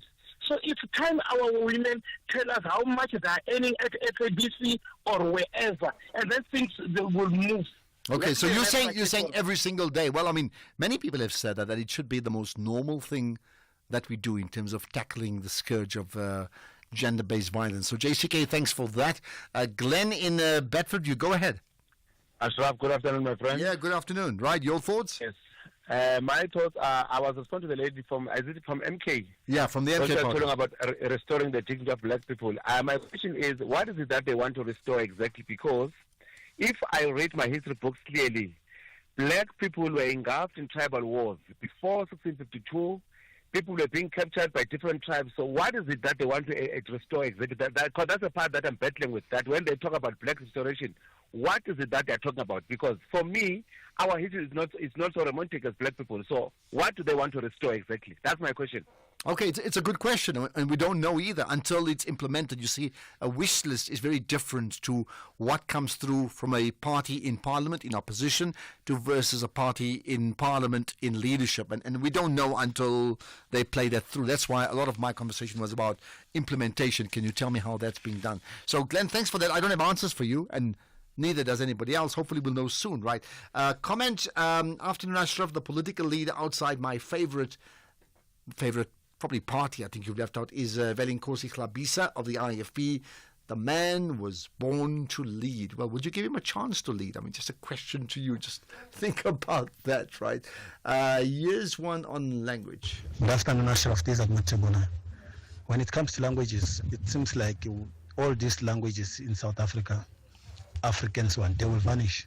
Because we believe that each and every school that taught English in Afrikaans, that is the best school ever.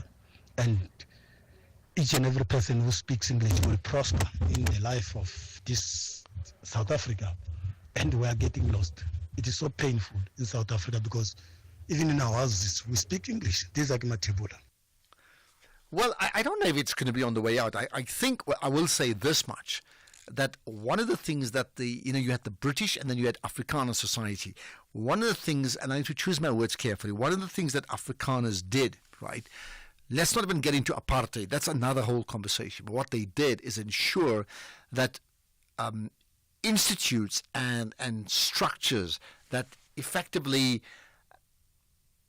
was set up to enhance the image of Afrikaners in the country and their own longevity and their culture were done very, very rapidly, meaning there was a huge investment in that. One of them was languages. I mean, they had no Afrikaans universities before, but they did so, and they made sure it happens. So here's the question, and particularly not to the government, but what about amongst black South Africans, what about the rich, fabulously wealthy black business people that have emerged from the BEE deals? Because you know this, I often spoke about it. There's BEE, but there's implementation, there's narrow EE. So there's this narrow, not broad-based BEE. Now, many people have made some huge money, and I know they've set up trusts and there's foundations, and that's fine. But unless they set up schools, private schools, universities, high schools, primary, that speaks, say, isiZulu or isiXhosa and other languages, and then still maintains the best languages, the best standards of education, you're going to get then people flooding to those, which is what happened with the Afrikaners. So there is that one lesson to learn from them. And I agree with you, but I don't think it's on the way out. But I do think it's a challenge for people to say, come on, what are we going to do to ensure that our own communities and our own culture thrives? You just have to do it, because government, being very pluralistic by nature, is just not going to be able to do it. Good morning, Ashraf. Good morning, SAFM. I don't regret my vote. I just regret that not enough people voted for the party that I support. And if that party had been in power, there would have been way more structure and way more relief for South Africans. But we decided to go with the GNU.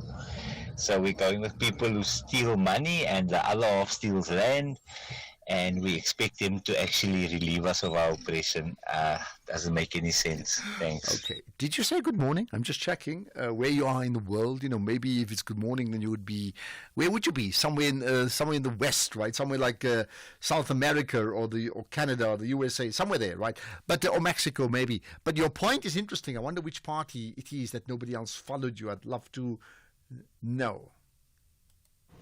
Good afternoon, Ashraf. It's Mandayen Bushe Park. To this guy who was saying you should remind us that MK people are from ANC. Who doesn't know Jacob Zuma? Who doesn't know all those guys? People like them as they are. Maybe you should also say, you should remind people that DA is still a national party. Thank you. Well, I mean, that's my point. We all absolutely know that, right? Okay, I'll tell you what, just give it some thought in terms of, well, maybe just a quick one as we get into the holiday zone. I mean, you can certainly tell me more about the political party you regret voting for, because I want to know, but something different. When it comes to the holiday season, which is upon us, right? What's your holiday plan? For some people, it's going to their villages, local communities, tribes they need to be part of. Very important in South Africa. For some people, it's a lavish overseas holiday. For some people, it's just going to the beach. For some people, it's staying put. What's your choice? How do you go about making that decision? And is it left up to you, or there are different family responsibilities, including money, of course, that comes that helps you or comes in your process of making the decision that you just have to make? Think about that. Let's get the news now. It's 5 o'clock. Here's Greg House.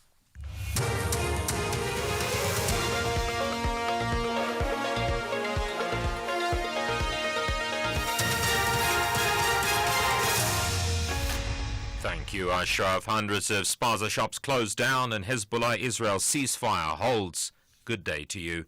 President Cyril Ramaphosa says since the announcement of measures to address the recent spate of foodborne illnesses, nearly 200,000 spaza shops have been visited and more than 1,000 spaza shops, supermarkets and warehouses have been closed down. He says large quantities of goods have also been confiscated and numerous fines issued for violations of bylaws. Ramaphosa delivered an annual address to the National Council of Provinces in Cape Town. The recent spate of foodborne illnesses has highlighted the risks that are associated with these enterprises. The tragic deaths of a number of children after eating food bought from some of these outlets has required urgent and decisive action to prevent the contamination of food by harmful substances, particularly pesticides that are being sold unlawfully. Solidarity Movement, which includes Solidarity in AfriForum among its members, says it's reached an agreement with the government around the Basic Education Laws Amendment Act dispute. This was agreed between the parties at the National Economic Development and Labour Council. According to the Solidarity Movement statement, the controversial sectors of the Bella Act will no longer be implemented from the 13th of December. AfriForum's Kali Kriel. This agreement is a very positive step towards finding a win-win solution that would be in the interest of all children in the country. It's not only about Afrikaans, it's about the concept of mother tongue education, and we are looking forward to participate in further discussions to see how mother tongue education can be expanded to all language communities. Children, we know, perform best in their mother tongue, and all children should have the right to have the best possible opportunity to perform, and that they'll get through mother tongue education. The Mangaung Metro in the Free State says water rationing in 20 of its suburbs and townships will continue until they've resolved the now 2-week-long water supply interruptions. Metro spokesperson Gondile Kadama says the situation has been caused by debris as a result of rain which affected the water treatment plant capacity. He says during this time of rationing of water, one of the reservoirs will cater for hospitals and water tankers will be dispatched to high-lying areas. The National Defence Force says it will intensify its patrols along the South Africa-Zimbabwe border. Cases of smuggling of goods along the banks of the Limpopo River usually increase towards the festive season. The Defence Force has been patrolling the area to curb illegal activities. The Defence Force's Shiklangoma Makhlaklane says they're tasked with safeguarding hotspots along the border. Yes, our mandate is border safeguarding. We are covering 55-kilometer radius of this area. There are hotspots where vehicles are crossing. There are hotspots where cigarettes and explosives are crossing. So our mandate at all costs is to disrupt those illegal activities to take place, is to stop whatever that is not supposed to come to South Africa illegally. The ceasefire between Israel and Hezbollah in Lebanon appears to be largely holding, but there have been some reported incidents in the border strip on the Lebanese side. The ceasefire deal came into effect yesterday after both sides accept an agreement brokered by the US and France. The BBC's Barbara Plett-Usher has more. Lebanese media say 6 areas in southern Lebanon came under Israeli tank fire on Thursday morning, leaving 2 people wounded. All the villages mentioned lie in a border area still occupied by Israel. The Israeli military had warned returning residents to stay away for now. It said it fired at suspects in several places in southern Lebanon, calling their arrivals a violation of the ceasefire. But a Hezbollah member of parliament accused Israel of violating the truce by firing on civilians. The top story, President Ramaphosa says since the announcement of measures to address the recent spate of foodborne illnesses, more than 1,000 spaza shops, supermarkets and warehouses have been closed down. That's SAFM News. I'm Greg Goos. Coming up in your sports this hour, Janssen blows Sri Lanka away as Proteas take massive first innings lead, and Tawarira gives props to John Plumtree. More details at 5:30. SAFM, guiding you through the rush hour traffic. Good afternoon. Starting off in Gauteng, the R21 southbound in Kempton Park has a stationary vehicle reported at the R23 Benoni exit, and the N1 northbound in Midrand is slow moving towards Samrand Road. In KZN, the N2 southbound is slow moving towards Amanzimtoti. The M7 eastbound has a truck crash reported before Trident Road, and the N3 westbound a stationary truck between Ashburton and Market Road. In Cape Town, the N2 outbound slow moving towards the R300 highway. The M3 southbound is slow moving towards Rhodes Drive, and the M5 northbound slow moving towards the N1 Kuburg interchange. With your traffic update, I'm Irma G. It's heating up on My Design Rules, South Africa's hottest interior design reality show, this Sunday evening at 7 on S3. Watch as our design duos get cooking on their kitchen spaces. It's the heart of the home, but with the stress of deadline hanging over their heads, it's causing nothing but high blood pressure. Channel your interior designer with My Design Rules, Sunday evenings at 7 only on S3.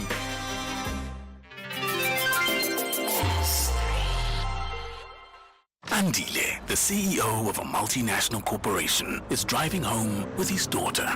Dad, why is the Tooth Fairy so stingy? Stingy? Well, she makes sure everyone gets something. Does everyone at your company get something? Yes, they're covered by Old Mutual Corporate's employee benefits. Even Abdul. Of course, he gets retirement benefits. And Sisampo on that big machine. She gets group risk cover if that big machine hurts her. Wow, that's amazing, Dad. Visit oldmutual.co.za/employee benefits and go from questions to solutions for your employees with Old Mutual Corporate. Old Mutual Life Assurance Company SA Limited is a licensed FSP and life insurer. T's and C's apply. It's Black Friday. You're ready to score that brand new shiny smart TV you've had your eyes on. The deals are insane. 4K resolution, endless apps, the works. You rush to the store, grab your dream TV, and then wham! Wait, what's this? A TV license? Oh no, you didn't pay for it. Now you're stuck with possible penalties and no TV. Avoid the heartache and pay your TV license before you rush off to your new love this Black Friday. It's quick, easy, and way cheaper than penalties. Pay your TV license today at tvlic.co.za. Act now and enjoy your new TV without any worries.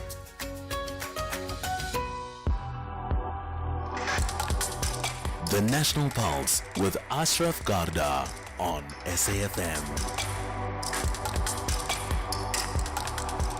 You're listening to the National Pulse, weekdays 3 to 6 p.m.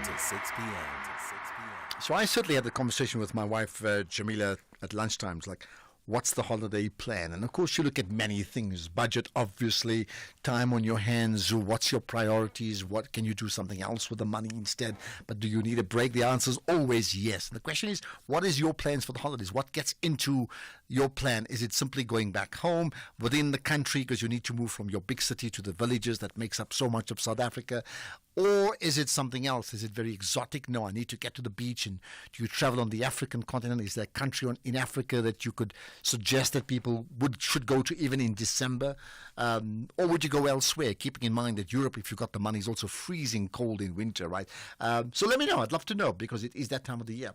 Ashraf, I'm going to Kimberley, spending time with my family, and my daughter comes from Terence in Kakamas. Thanks for that, Terence. Right, let's get on to another issue, and that is President Ramaphosa. So you remember he delivers as he's supposed to do, the annual, the National Council of Provinces address, right? So he delivered that a few hours ago. We thought what we'll do is we're going to play some sound clip highlights of key points that he made. Clearly, one of the biggest issues and perhaps the word of the year for South Africa has got to be, it's actually three words, but you can put them together as one, GNU. We are pursuing far-reaching economic reforms to make the economy of our country more competitive so that we can enable greater growth. There is now significant momentum to our reforms in strategic network industries like electricity, water, telecommunications, and rail, as well as our ports. In this administration, we are focusing on reforming also the local government system and improving the delivery of basic services. We are expanding investment in infrastructure because infrastructure is the flywheel that contributes to the growth of the economy. Because it stimulates activity in the construction and related industries. It also provides the networks and facilities that allow for the production and distribution of raw materials, manufactured goods, data, electricity, water, and other essentials that function to grow the economy. We have seen the impact on people's lives of new roads and bridges in rural areas, of new clinics and hospitals, of new schools and colleges, of water schemes and new housing projects. Much work still needs to be done to improve the roads in our country, to build more schools, and to upgrade the various public infrastructure that we have.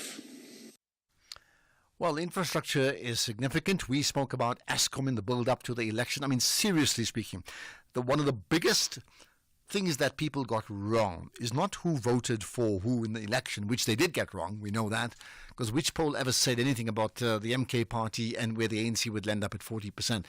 One of the things that many people got wrong was that that load shedding will start again on the, at least if not the 30th of May, it'll start on the 1st of June. And that all changed. It didn't happen, did it? Yes, there are problems, but nowhere near the problems we've been having in the past. So let's admit, if you're one of those to say this is just nonsense, that we certainly got that wrong. Now, talking about that, the president says the government has embarked on far-reaching reforms of the electricity sector, and that should certainly get your attention. The cost of building new generation capacity, combined with the effects of state capture and mismanagement, has contributed to a steady rise in the cost of electricity for many consumers. Even now, NERSA is considering an application from Eskom for tariff increases that will put a further strain on households and businesses. It is vital that we settle on a tariff path that does enable Eskom to achieve financial sustainability while not placing an undue burden on consumers of electricity. We have embarked on far-reaching reforms of the electricity sector that will establish a competitive electricity market. And this will improve energy security and lower the cost of electricity. Well, certainly a very important issue is tackling poverty, and at this point in time in South Africa, 30 years into democracy, that challenge has not been met. I mean, honestly, and we know that.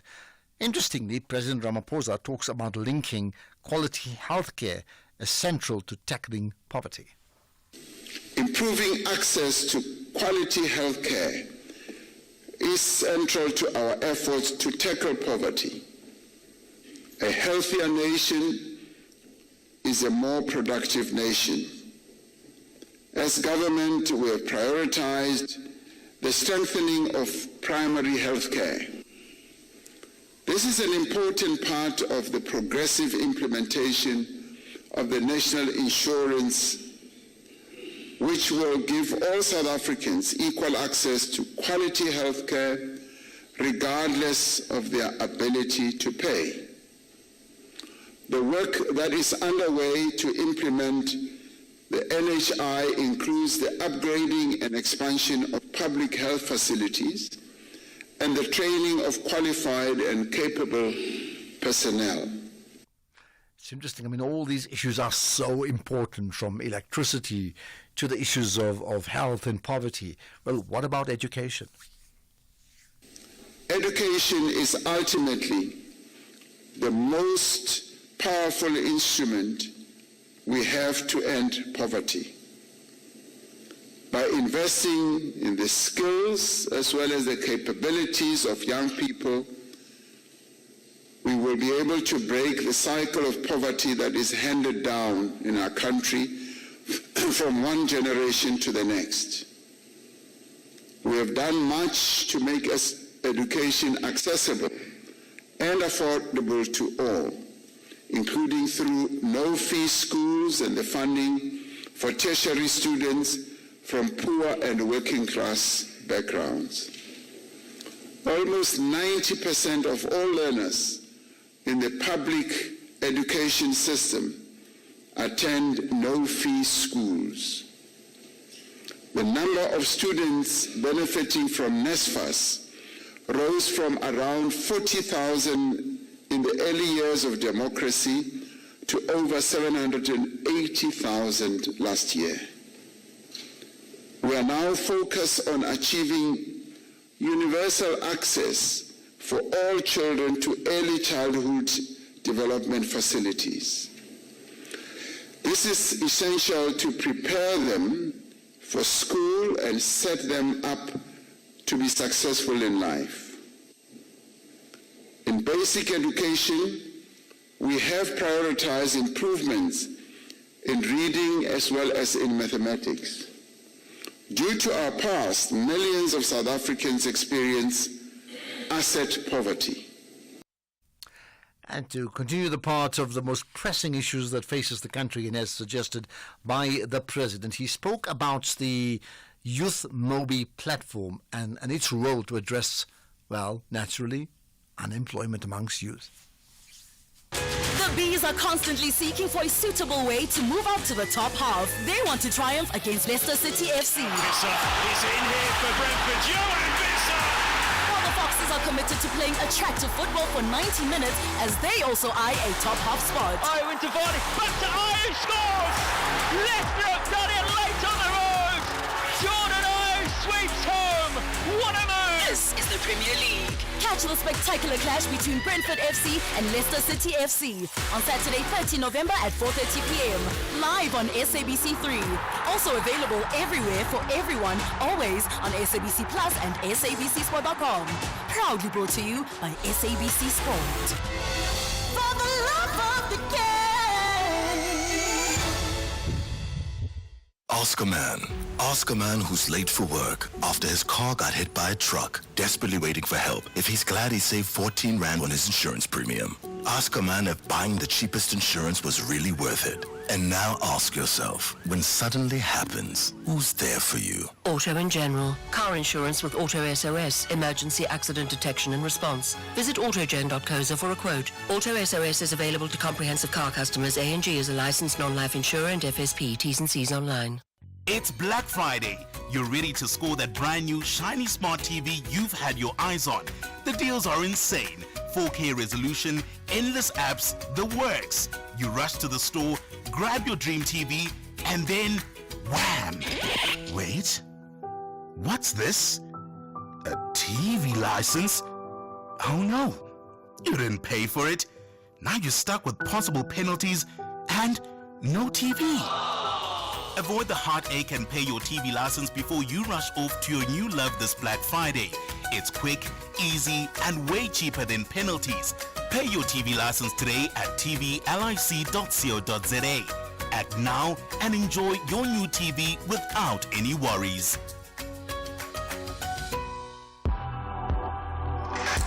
You are listening to the National Pulse with Ashraf Garda. All right, that last point that President Ramaphosa spoke about, the SA Youth Mobi platform and its plan to address youth unemployment. Here it is. The problem of unemployment is most severe amongst young people.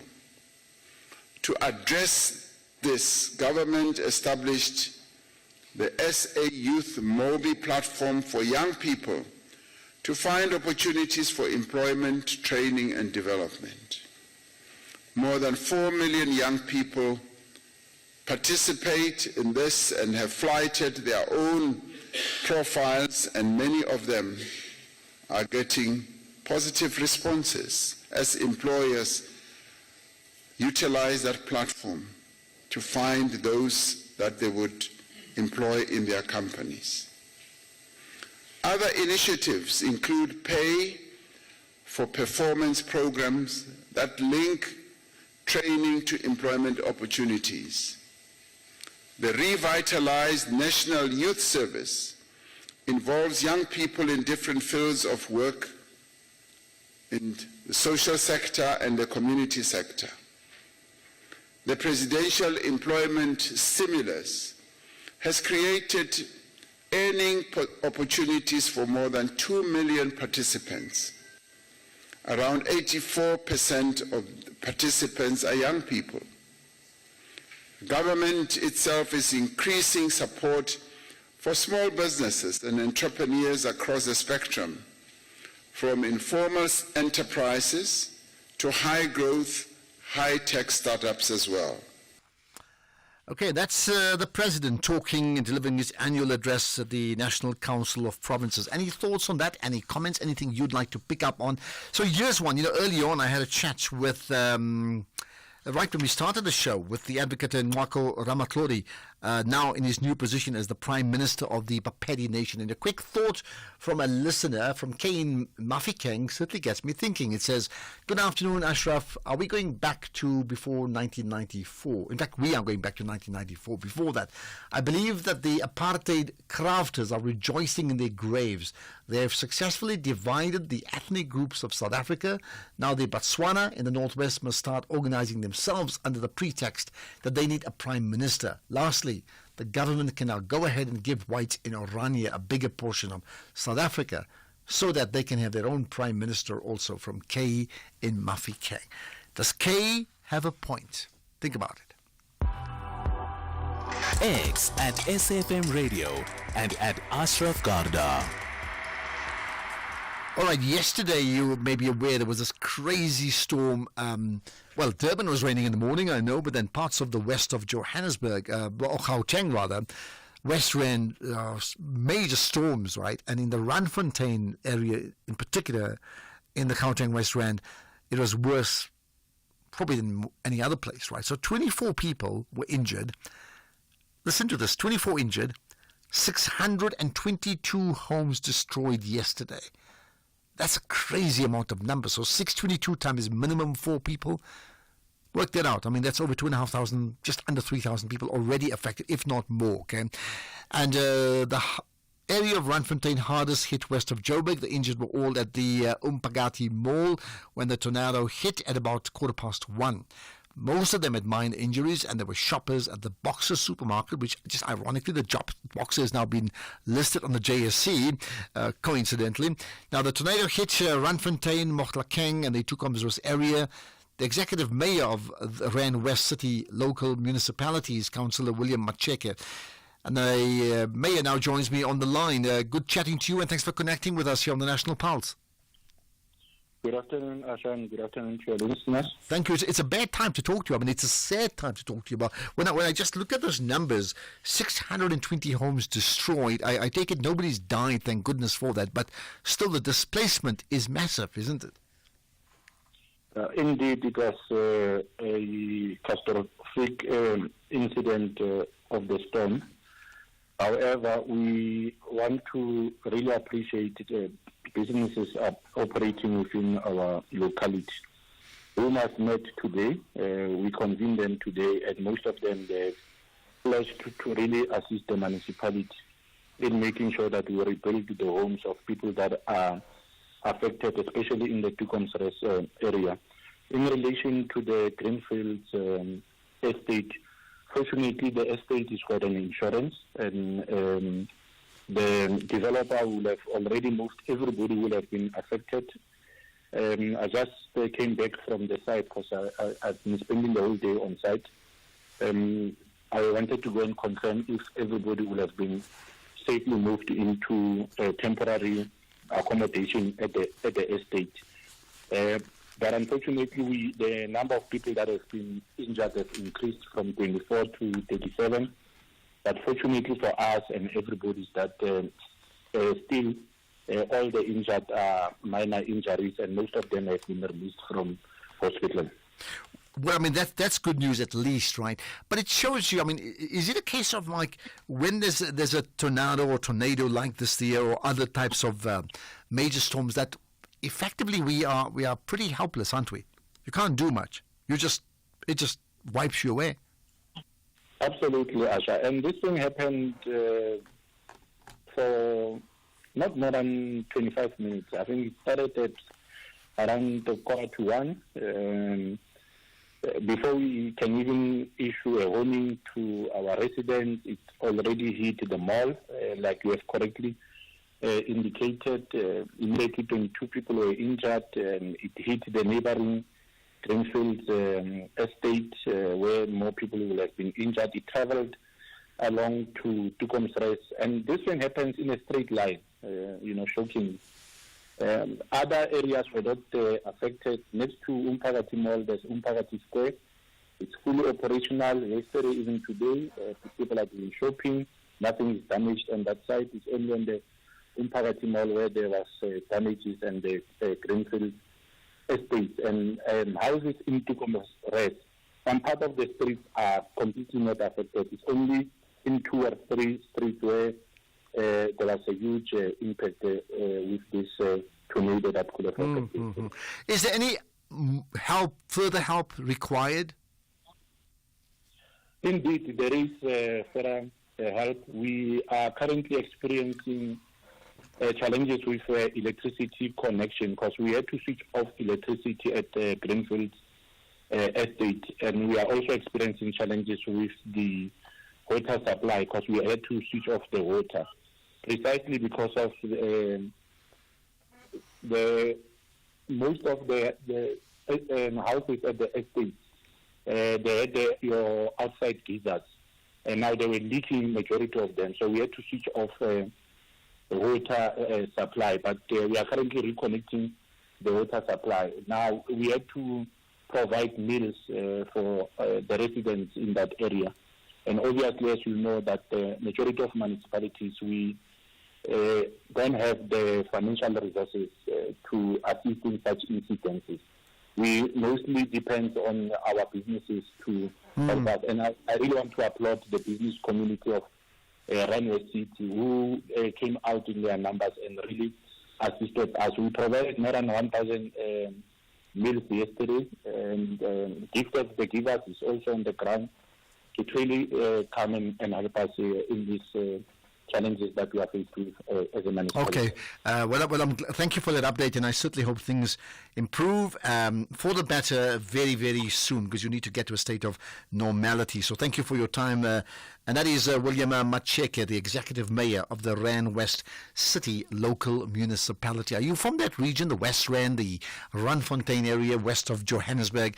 And were you affected by that tornado? And well, you've heard that so many homes just, wiped away in one shot. Just crazy. Lots of people talking about that comment that I asked about voting. Hello, Ashraf, your team and the listeners. My biggest regret is for voting the ANC for the second time. Because on the first time, I realized that I made the biggest mistake in 94. Biggest mistake. I realized that what I'd voted for, it's not coming. And I voted again after that first 5 years. Yeah, that's my biggest regret in life. In fact, I tell my kids that I'm sorry. This country is like this because of my vote. Thank you very much. Oh my goodness, biggest regret in your life? Wow. Afternoon, Ashraf. I voted to one party since 1994 till this year. So I've never regretted my vote. This is Morocco Malati, Dafroko Limpopo. Oh, you're not following the brief. I want to know, do you ever regret voting for a party? Even if you just in one election, but you say you've never regretted. So you'll find things are exactly the way you want it, and you'll do that again. Thank you for that. I wonder whether, how many people have voted for the same party? I mean, just think about this. How many people have voted for the same party from 1994 up to 2024? No changes, local, national, municipal, one party right through. I just wonder how many people, and I'd love to know if there's a survey on that alone. That would be a fascinating vote. 5:30, here's the news headlines with Greg Host. Quick look at the headlines. The president says government has been working on reforms to help improve the country's energy security and lower electricity costs. The Solidarity Movement says it's reached an agreement with government around the Basic Education Laws Amendment Act dispute. And an education activist is urging the Basic Education Minister to provide clarity on the consent process for publishing the matric results. As a full update, it's 6 o'clock. SAFM, guiding you through the rush hour traffic. Good afternoon. Starting off in Gauteng, the N12 westbound in Alberton has a crash reported before the R59 Reading interchange. The N1 northbound in Midrand is slow moving towards Samrand Road, Weirder Road westbound in Centurion, queuing towards Ashwood Drive, and Solomon Mhlangu Drive in Pretoria has heavy traffic at Silver Lakes. In KZN, the N3 eastbound queuing towards Spaghetti Junction, the M4 northbound is slow moving towards Umhlanga, the N2 southbound is slow moving towards the M25 Commercial Highway exit, and the M7 eastbound is where truck crash is reported before Triton Road. In Cape Town, the N2 outbound is slow moving towards the R300 highway, the M5 northbound slow moving towards the N1 Kuburg interchange, the M7 Jakes Harville Drive southbound is queuing towards the R300 highway, and the N1 outbound slow moving towards Okavango Road. With your traffic update, I'm Irma G. This is SAFM Sports with Tuming Kapele. All right, Chumi, what are we talking about? Well, we're starting off with that update on day 2 of that first test between South Africa and Sri Lanka. South Africa currently sitting on 132 for 3 after 39 overs, and they're currently leading by 281 runs. Now, earlier on, Proteas fast bowler Marco Jansen took 7 for 13 in just 6 overs to help bowl Sri Lanka out for 42 in 13 overs, just over an hour after South Africa were bowled out for 191 in 49 overs, and that marks the second shortest completed innings in the history of Test cricket. Meanwhile, Vian Mulder will not bowl or field for the rest of the Durban Test against Sri Lanka after fracturing his right middle finger while batting in the first innings.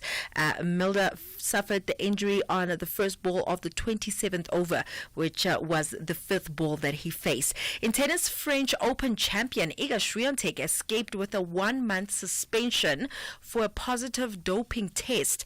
This is after convincing the International Tennis Integrity Agency that it had not been intentional. Swiatek tested positive for TMZ in an out-of-competition sample in August this year, but the ITA accepted that the positive test was caused by contamination.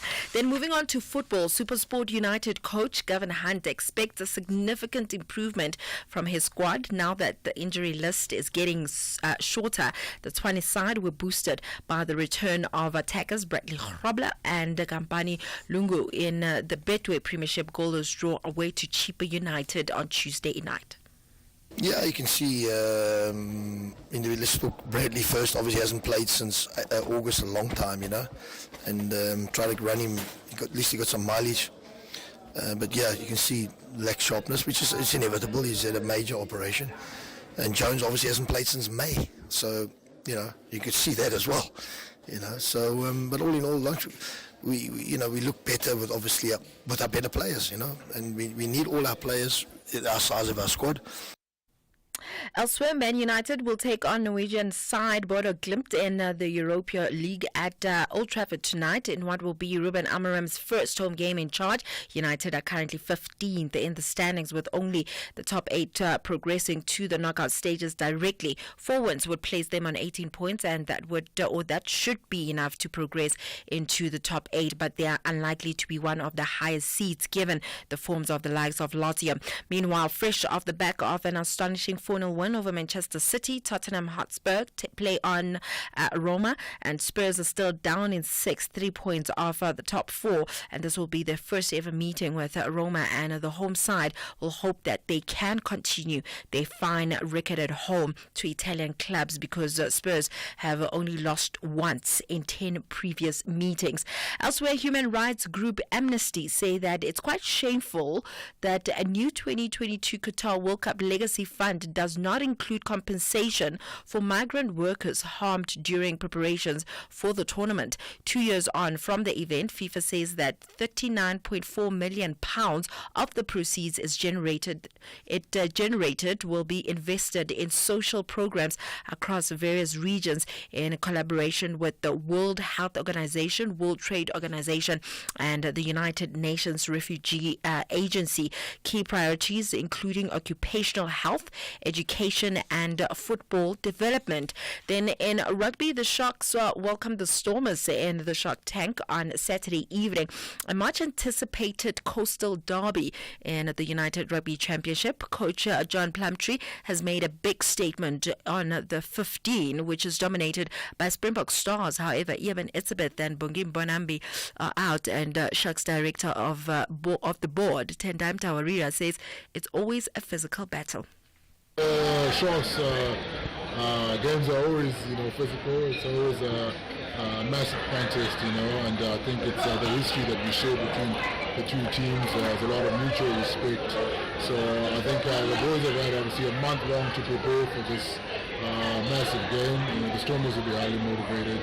They've had some good success in our backyard, and of course we want to defend in our backyard. We've been doing really well. When you look at the games that we have played this season alone. So we're trying to build a fortress, here at the Shark Tank. So the Stormers will obviously present a cool challenge. They've got a great squad, a great coach, John Jackson, a great system that they've been adhering to for the last couple of years, and they've obviously won the UFC. So for us, it's all about taking it one game at a time and making sure that we deliver the best performance. So I've got no doubt the boys will be ready for Saturday. Then anything, so on a lighter tip or on a money tip, Conor McGregor, he remains the highest paid MMA fighter this year. Can you guess, Ashraf, how much he made this year? Just from this year. Just take a wild guess. Take a wild guess. Maybe it's the 20 billion that you're trying to get after. No, it's a little bit short. 708 million rand. Just this year. Not too bad. Yeah. Okay, goodness. Yeah. Okay, got that. Anything a lot else? of money. Yeah. A lot of money. Are you done? I'm done. I want to ask you a question. Yeah. So, I play paddle, and we have this 50 plus paddle league, the Vibra 50 plus league of old guys who are over 50 years old. Anyway, we've got the finals on tomorrow, and yesterday was the semis, and the weather in Joburg was bad. And one guy asked a question to say, what happens if there's a rain off, right, in the semi-final? Yeah. Because we need to play the final yet tomorrow. And I said, there's no Duckworth-Lewis law. but here's the question it got me thinking. That we know that's done in limited over cricket, right? Yeah. But is there any other sport, and I don't know the answer, is there any other sport that has got a similar mathematical implementation of a solution because of weather or time restrictions to try and solve a sporting problem? Like the same way that cricket does. Yeah, is there anything? I don't know. I would think football. But are you specifically talking about raining, right? Yeah, I'm not talking of like football's going into a penalty shootout and all. I'm talking of where there's a weather interruption. First of all, many sports don't have a weather interruption. Well, golf has a weather interruption. If there's a thunderstorm, they get off, right? Like even football. Yeah. If there's a thunderstorm, they have to get off. But does any sport have anything similar to Duckworth-Lewis applied in their sport? I don't know. I'm crapping my cop. And I don't have but I'm I'll thinking give you about an answer it. tomorrow. Let me know. I'd love to know. Right, more sports. Well, when Tumi gives us the answer, you want to say goodbye? Yes, you let me say goodbye. Okay. Phineas has reminded us. Adventure awaits on Tropical Island of Treasure Zanzibar, South Africa's SAFTA award-winning reality show, Saturday evenings at 7:30 on S3. Follow the journey of 7 celebs as they team up with 7 loyal fans and influencers to compete in a series of grueling physical and mental challenges. The beach is hot, but the treasure is even hotter, with more than R1 million in prizes up for grabs. Tropical Island of Treasure Zanzibar, Saturday evenings at 7:30. Repeat Fridays at 6 and Monday at 2 p.m. Only on S3.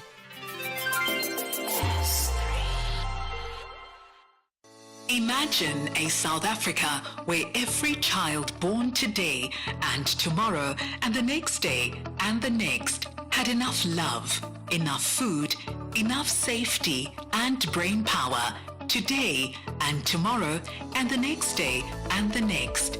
Together, we will change their future. Join us by visiting holdmyhand.org.za. That's holdmyhand.org.za.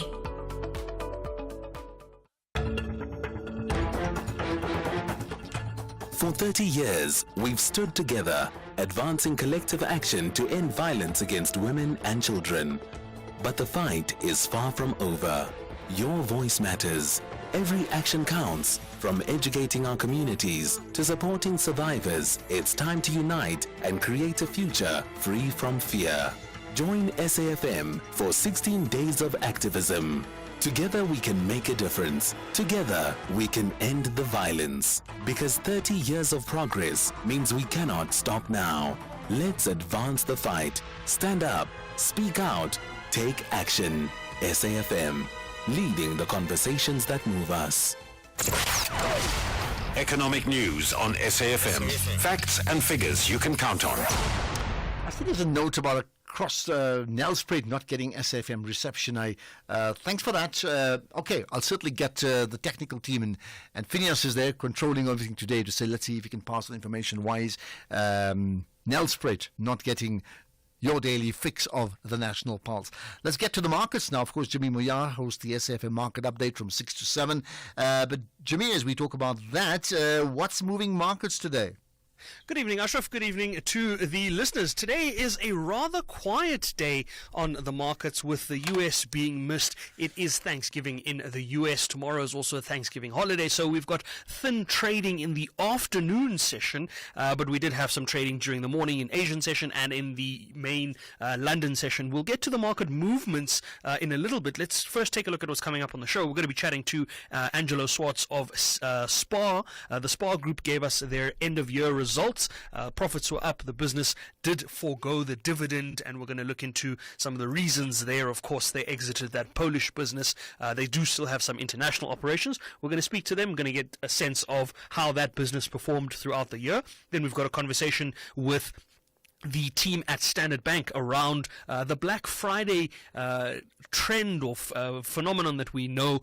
We've known it for a couple of years now. Black Friday technically is tomorrow, but we've seen a lot of companies starting with Black Friday specials today, some even earlier, as early as the start of the month. We're going to unpack that with the Standard Bank and Liberty teams around what it is that they see from a retail perspective and how you can make the most of these specials this weekend. We've also got a conversation with the Chief Executive Officer of Boxer, because Boxer today listed for the first time on the JSE at 9 o'clock this morning when market opened. The stock opened higher than we expected it to open. We're going to speak to the Boxer CEO around how they feel about the first day of being a listed company. And then we wrap things up with our SME of the Week segment. We're taking a look at an interesting company called Zakah. The founder of the company joins me in studio to take a look at the unique fintech solution that they are bringing to small businesses in the market.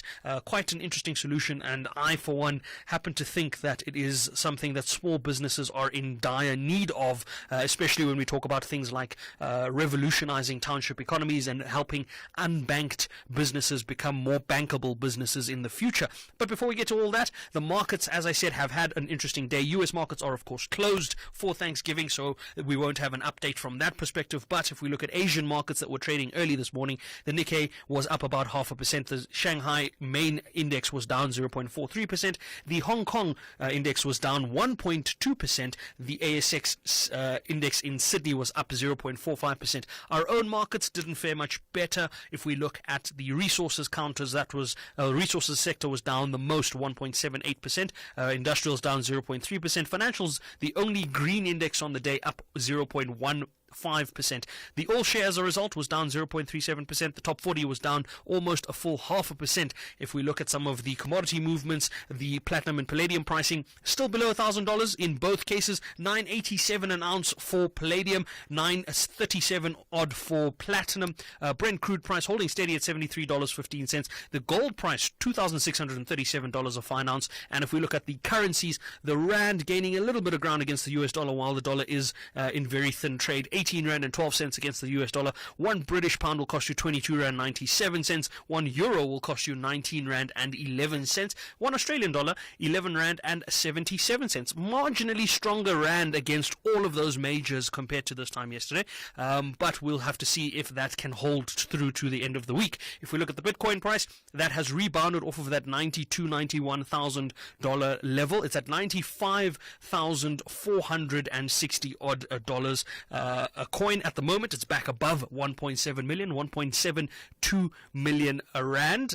So we're not at the 2 million rand level yet, but we are about a quarter of a million away from there, give or take a couple of rands here and there. We'll come back with these and other stories a little later on. For now, Ashraf, back to you. All right, just your quick soundbite masterclass on what is IPO.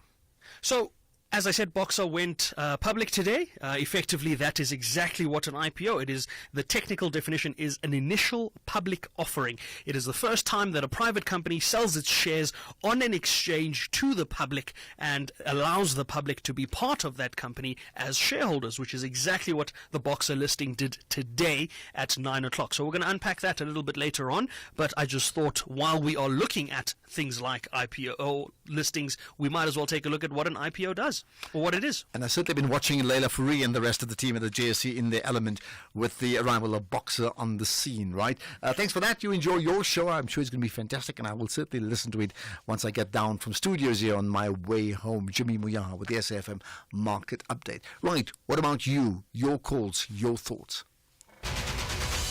After a 1-all draw in 2019, the Reggae Girls and Banyana Banyana are back on the battleground to test each other's strengths. Dr. Ellis and her girls target victory as they gear up for the WAFCON 2025. But the Jamaicans want to dance to reggae music with joy when the ref blows the final whistle. This is the International Friendly. Catch the queens of the beautiful game. African champions, South Africa versus Jamaica. This Friday, 29 November at 1:30 a.m. Live on SABC Sport on DTT Channel 4 and SABC 1. Also available at your fingertips on SABC Plus. Proudly brought to you by SABC Sport. For the love of the game. Think festive season. Can you hear it? See it? Now imagine it purple. Yes, forget the tinsel because Click season is purple. It's that time of the year for the famous Clicks 3-for-2 purple sticker promotion. Mix and match any 3 festive gifts with a purple sticker and get the cheapest one free. Clicks. Feel good, pay less. Deals valid until 24 December or while stocks last. T's and C's apply. The Bees are constantly seeking for a suitable way to move up to the top half. They want to triumph against Leicester City FC. Visser is in here for Brentford. Johan Visser!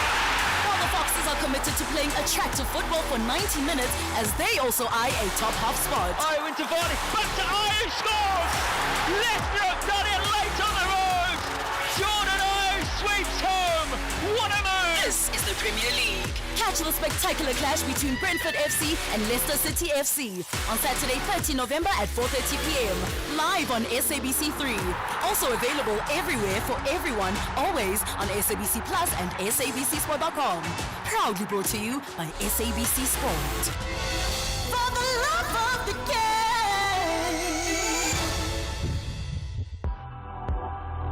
X at SAFM Radio and at Ashraf Garda.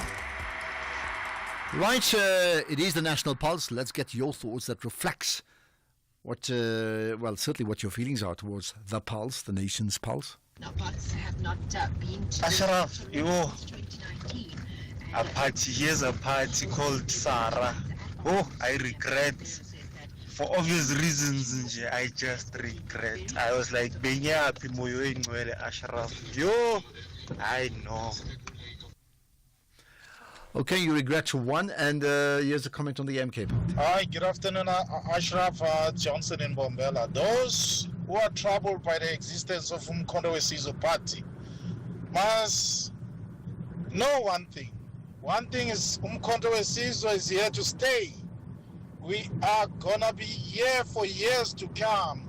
The ANC will cease to exist in a matter of a few years. We are here to stay as Umkhonto weSizwe. People are coming in numbers to join. umkhonto wesizwe amandla awethu umkhonto uyahlaba. Okay, point made, point well made, depends on your perspective, isn't it? Atra, it's Sonwabo in Hermanas, Western Cape. I voted for the ANC, and I don't regret voting for the ANC. I will always vote for the ANC. I will never vote for any political party. Any. I would rather sit at home if I'm not voting for the ANC. So it's ANC or bust, right? Here's the last one. Good afternoon, Ashraf. I think the lady in your studio, they're just exaggerating things. There's nothing new that the MK party can do, honestly, because those people were part of the last 30 years in the leadership and as members of the ANC. Today they want to come and act as if they can make it different. Actually, for me, I think they take us for granted, the MK party members or leadership. So I feel that if we're to be honest, the only party that deserve any fresh air, if maybe we want any fresh air, should be given a chance. It's CFF more than anything else, because those are the new people who have never governed anywhere. Thanks. Okay, there we are. They're exaggerating, but they're certainly getting the numbers. I mean, that you cannot dispute. They definitely are getting the numbers, and there are some significant names leaving other parties to get to them. How long will that continue? We don't know until we find out, isn't it, down the line? Right, we're going to end the show as we always do with a feature called Winning. You're listening to the National Pulse on SAFM. Okay, in fact, before we get to my guest, who's a 19-year-old, but he's doing great things, here's further thoughts on some of the other issues that we've raised. Ashraf, good afternoon, man. This is Flores from the Western Cape. Ashraf, I voted for the ANC in 1994, and I regret it till this day. I applied for a job, a government job in 1994, which I had the experience already. I was already in a temporary position, but it was told that black people needs to be given a chance for those type of jobs. So yeah, I regret that. And I'm a person of color. Sometimes I've been choose to be, I am said that colored people are also black, but no, there's difference between blacks and colored. So yeah, I will never vote for the ANC again based on what happened to me. Have a good show, bye-bye. Okay, thank you. Well, it's the end of the show. Again, that is powerful. Hi, afternoon, Ashraf. How are you, Mafuta? Ashraf, I do welcome those warrants of arrest for the military rulers in Myanmar, and I call for the immediate release from incarceration of Aung San Suu Kyi for those allegations which are not verified and just political persecution. I also want to make a plea to the SADC leaders, Ashraf, to propose a neutral venue for negotiation for the Mozambican stalemate, for the Mozambicans to find a way forward as to the result of those elections. I make a call, Ashraf, to President Ramaphosa and even the former President Mbeki to find a solution and a neutral venue for those leaders in Mozambique to sit down and negotiate a way forward, Ashraf. Okay, we're struggling to connect with the guests in that feature called Winning, but it does give us a chance to maybe at least take your thoughts. So any calls you want to get in quickly, we've got 4 minutes or 5 minutes, 086 000 2032. What is it you'd like to get off your chest? You can do that right away. I'd like to know whatever it is, particularly around a political party that you voted for, that you regret voting for, and the more light-hearted one, the point that I made about perhaps what's your plans for the holidays in terms of how do you go about planning, where do you go to, what comes into play, family issues, monetary issues, time on your side, tradition, what is it that comes into it? Let me know. We'll take your calls after this. With misinformation and disinformation around us all the time, where can we turn to for news and information that is not fake? Radio, of course, your #1 trusted source of reliable and truthful news and information. For over 3 decades, we have been a signatory to the BCCSA Broadcasting Code of Conduct, and we pride ourselves as a trusted source of information. Say no to false news and disinformation that circulates online. Radio, keeping it real and fighting fake since day one. A message from the National Association of Broadcasters. Ashraf Garda on SAFM. In fact, we're going to move with another story now. Let's talk about the latest developments around the Stilfontein mine. With me is Brigadier Sabata Makwabone, who's the Northwest Police spokesperson. Appreciate your time and thanks for connecting on the National Pulse. Good afternoon, sir, and good afternoon to the listeners. Thank you. So we're talking to you because we just want to get an update. You know, we know there's been miners underground. Some miners have been coming up every day. What's the position, today? Yeah, today we actually have 17 that resurfaced. 3 from shaft number 10 and 14 from Margaret shaft.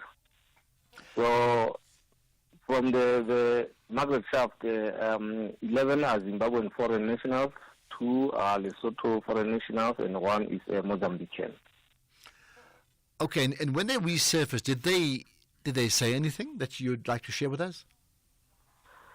Not really for now, because it's a process. Because remember, when they resurface, we allow emergency medical services personnel to attend to them.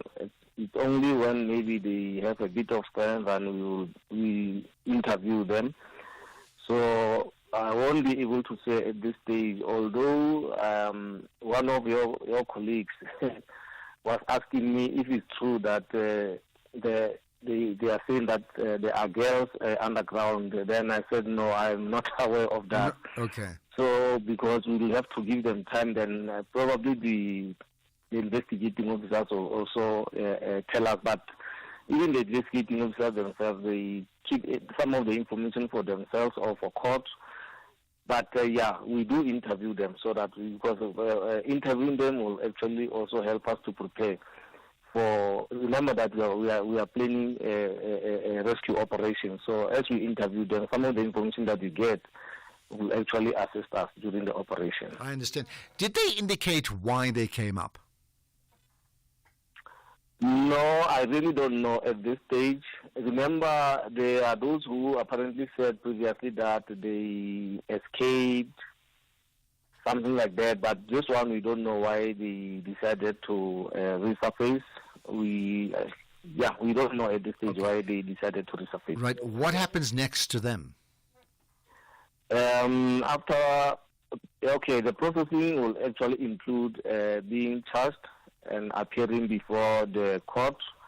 There's one who, from the 14, there's one who is claiming to be 17, and from the 3, the 10 shaft,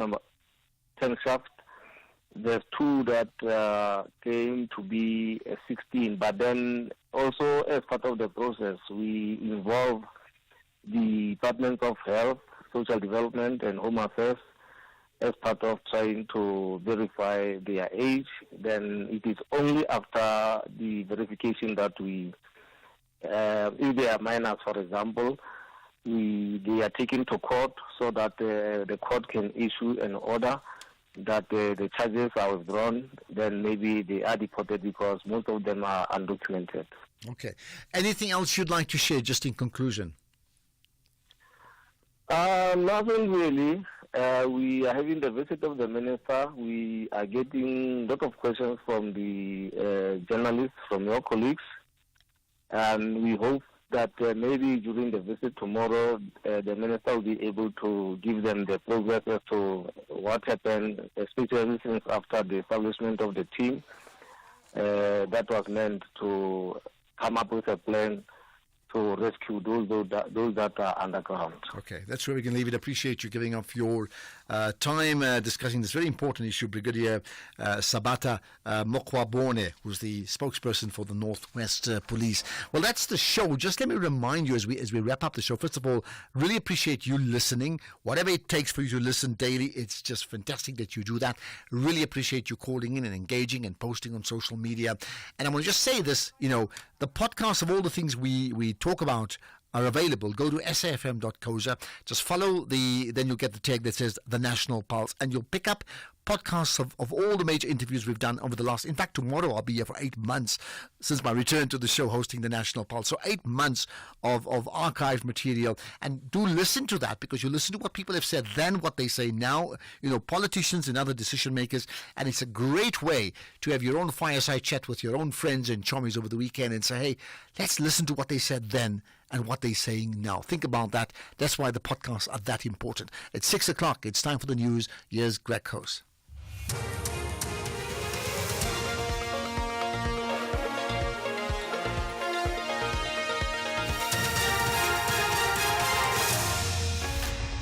Thank you again, Ashraf. Ramaphosa speaks on lowering energy costs and hundreds of spaza shops closed down. Good evening. President Cyril Ramaphosa says government has been working on reforms to help improve the country's energy security and lower energy costs.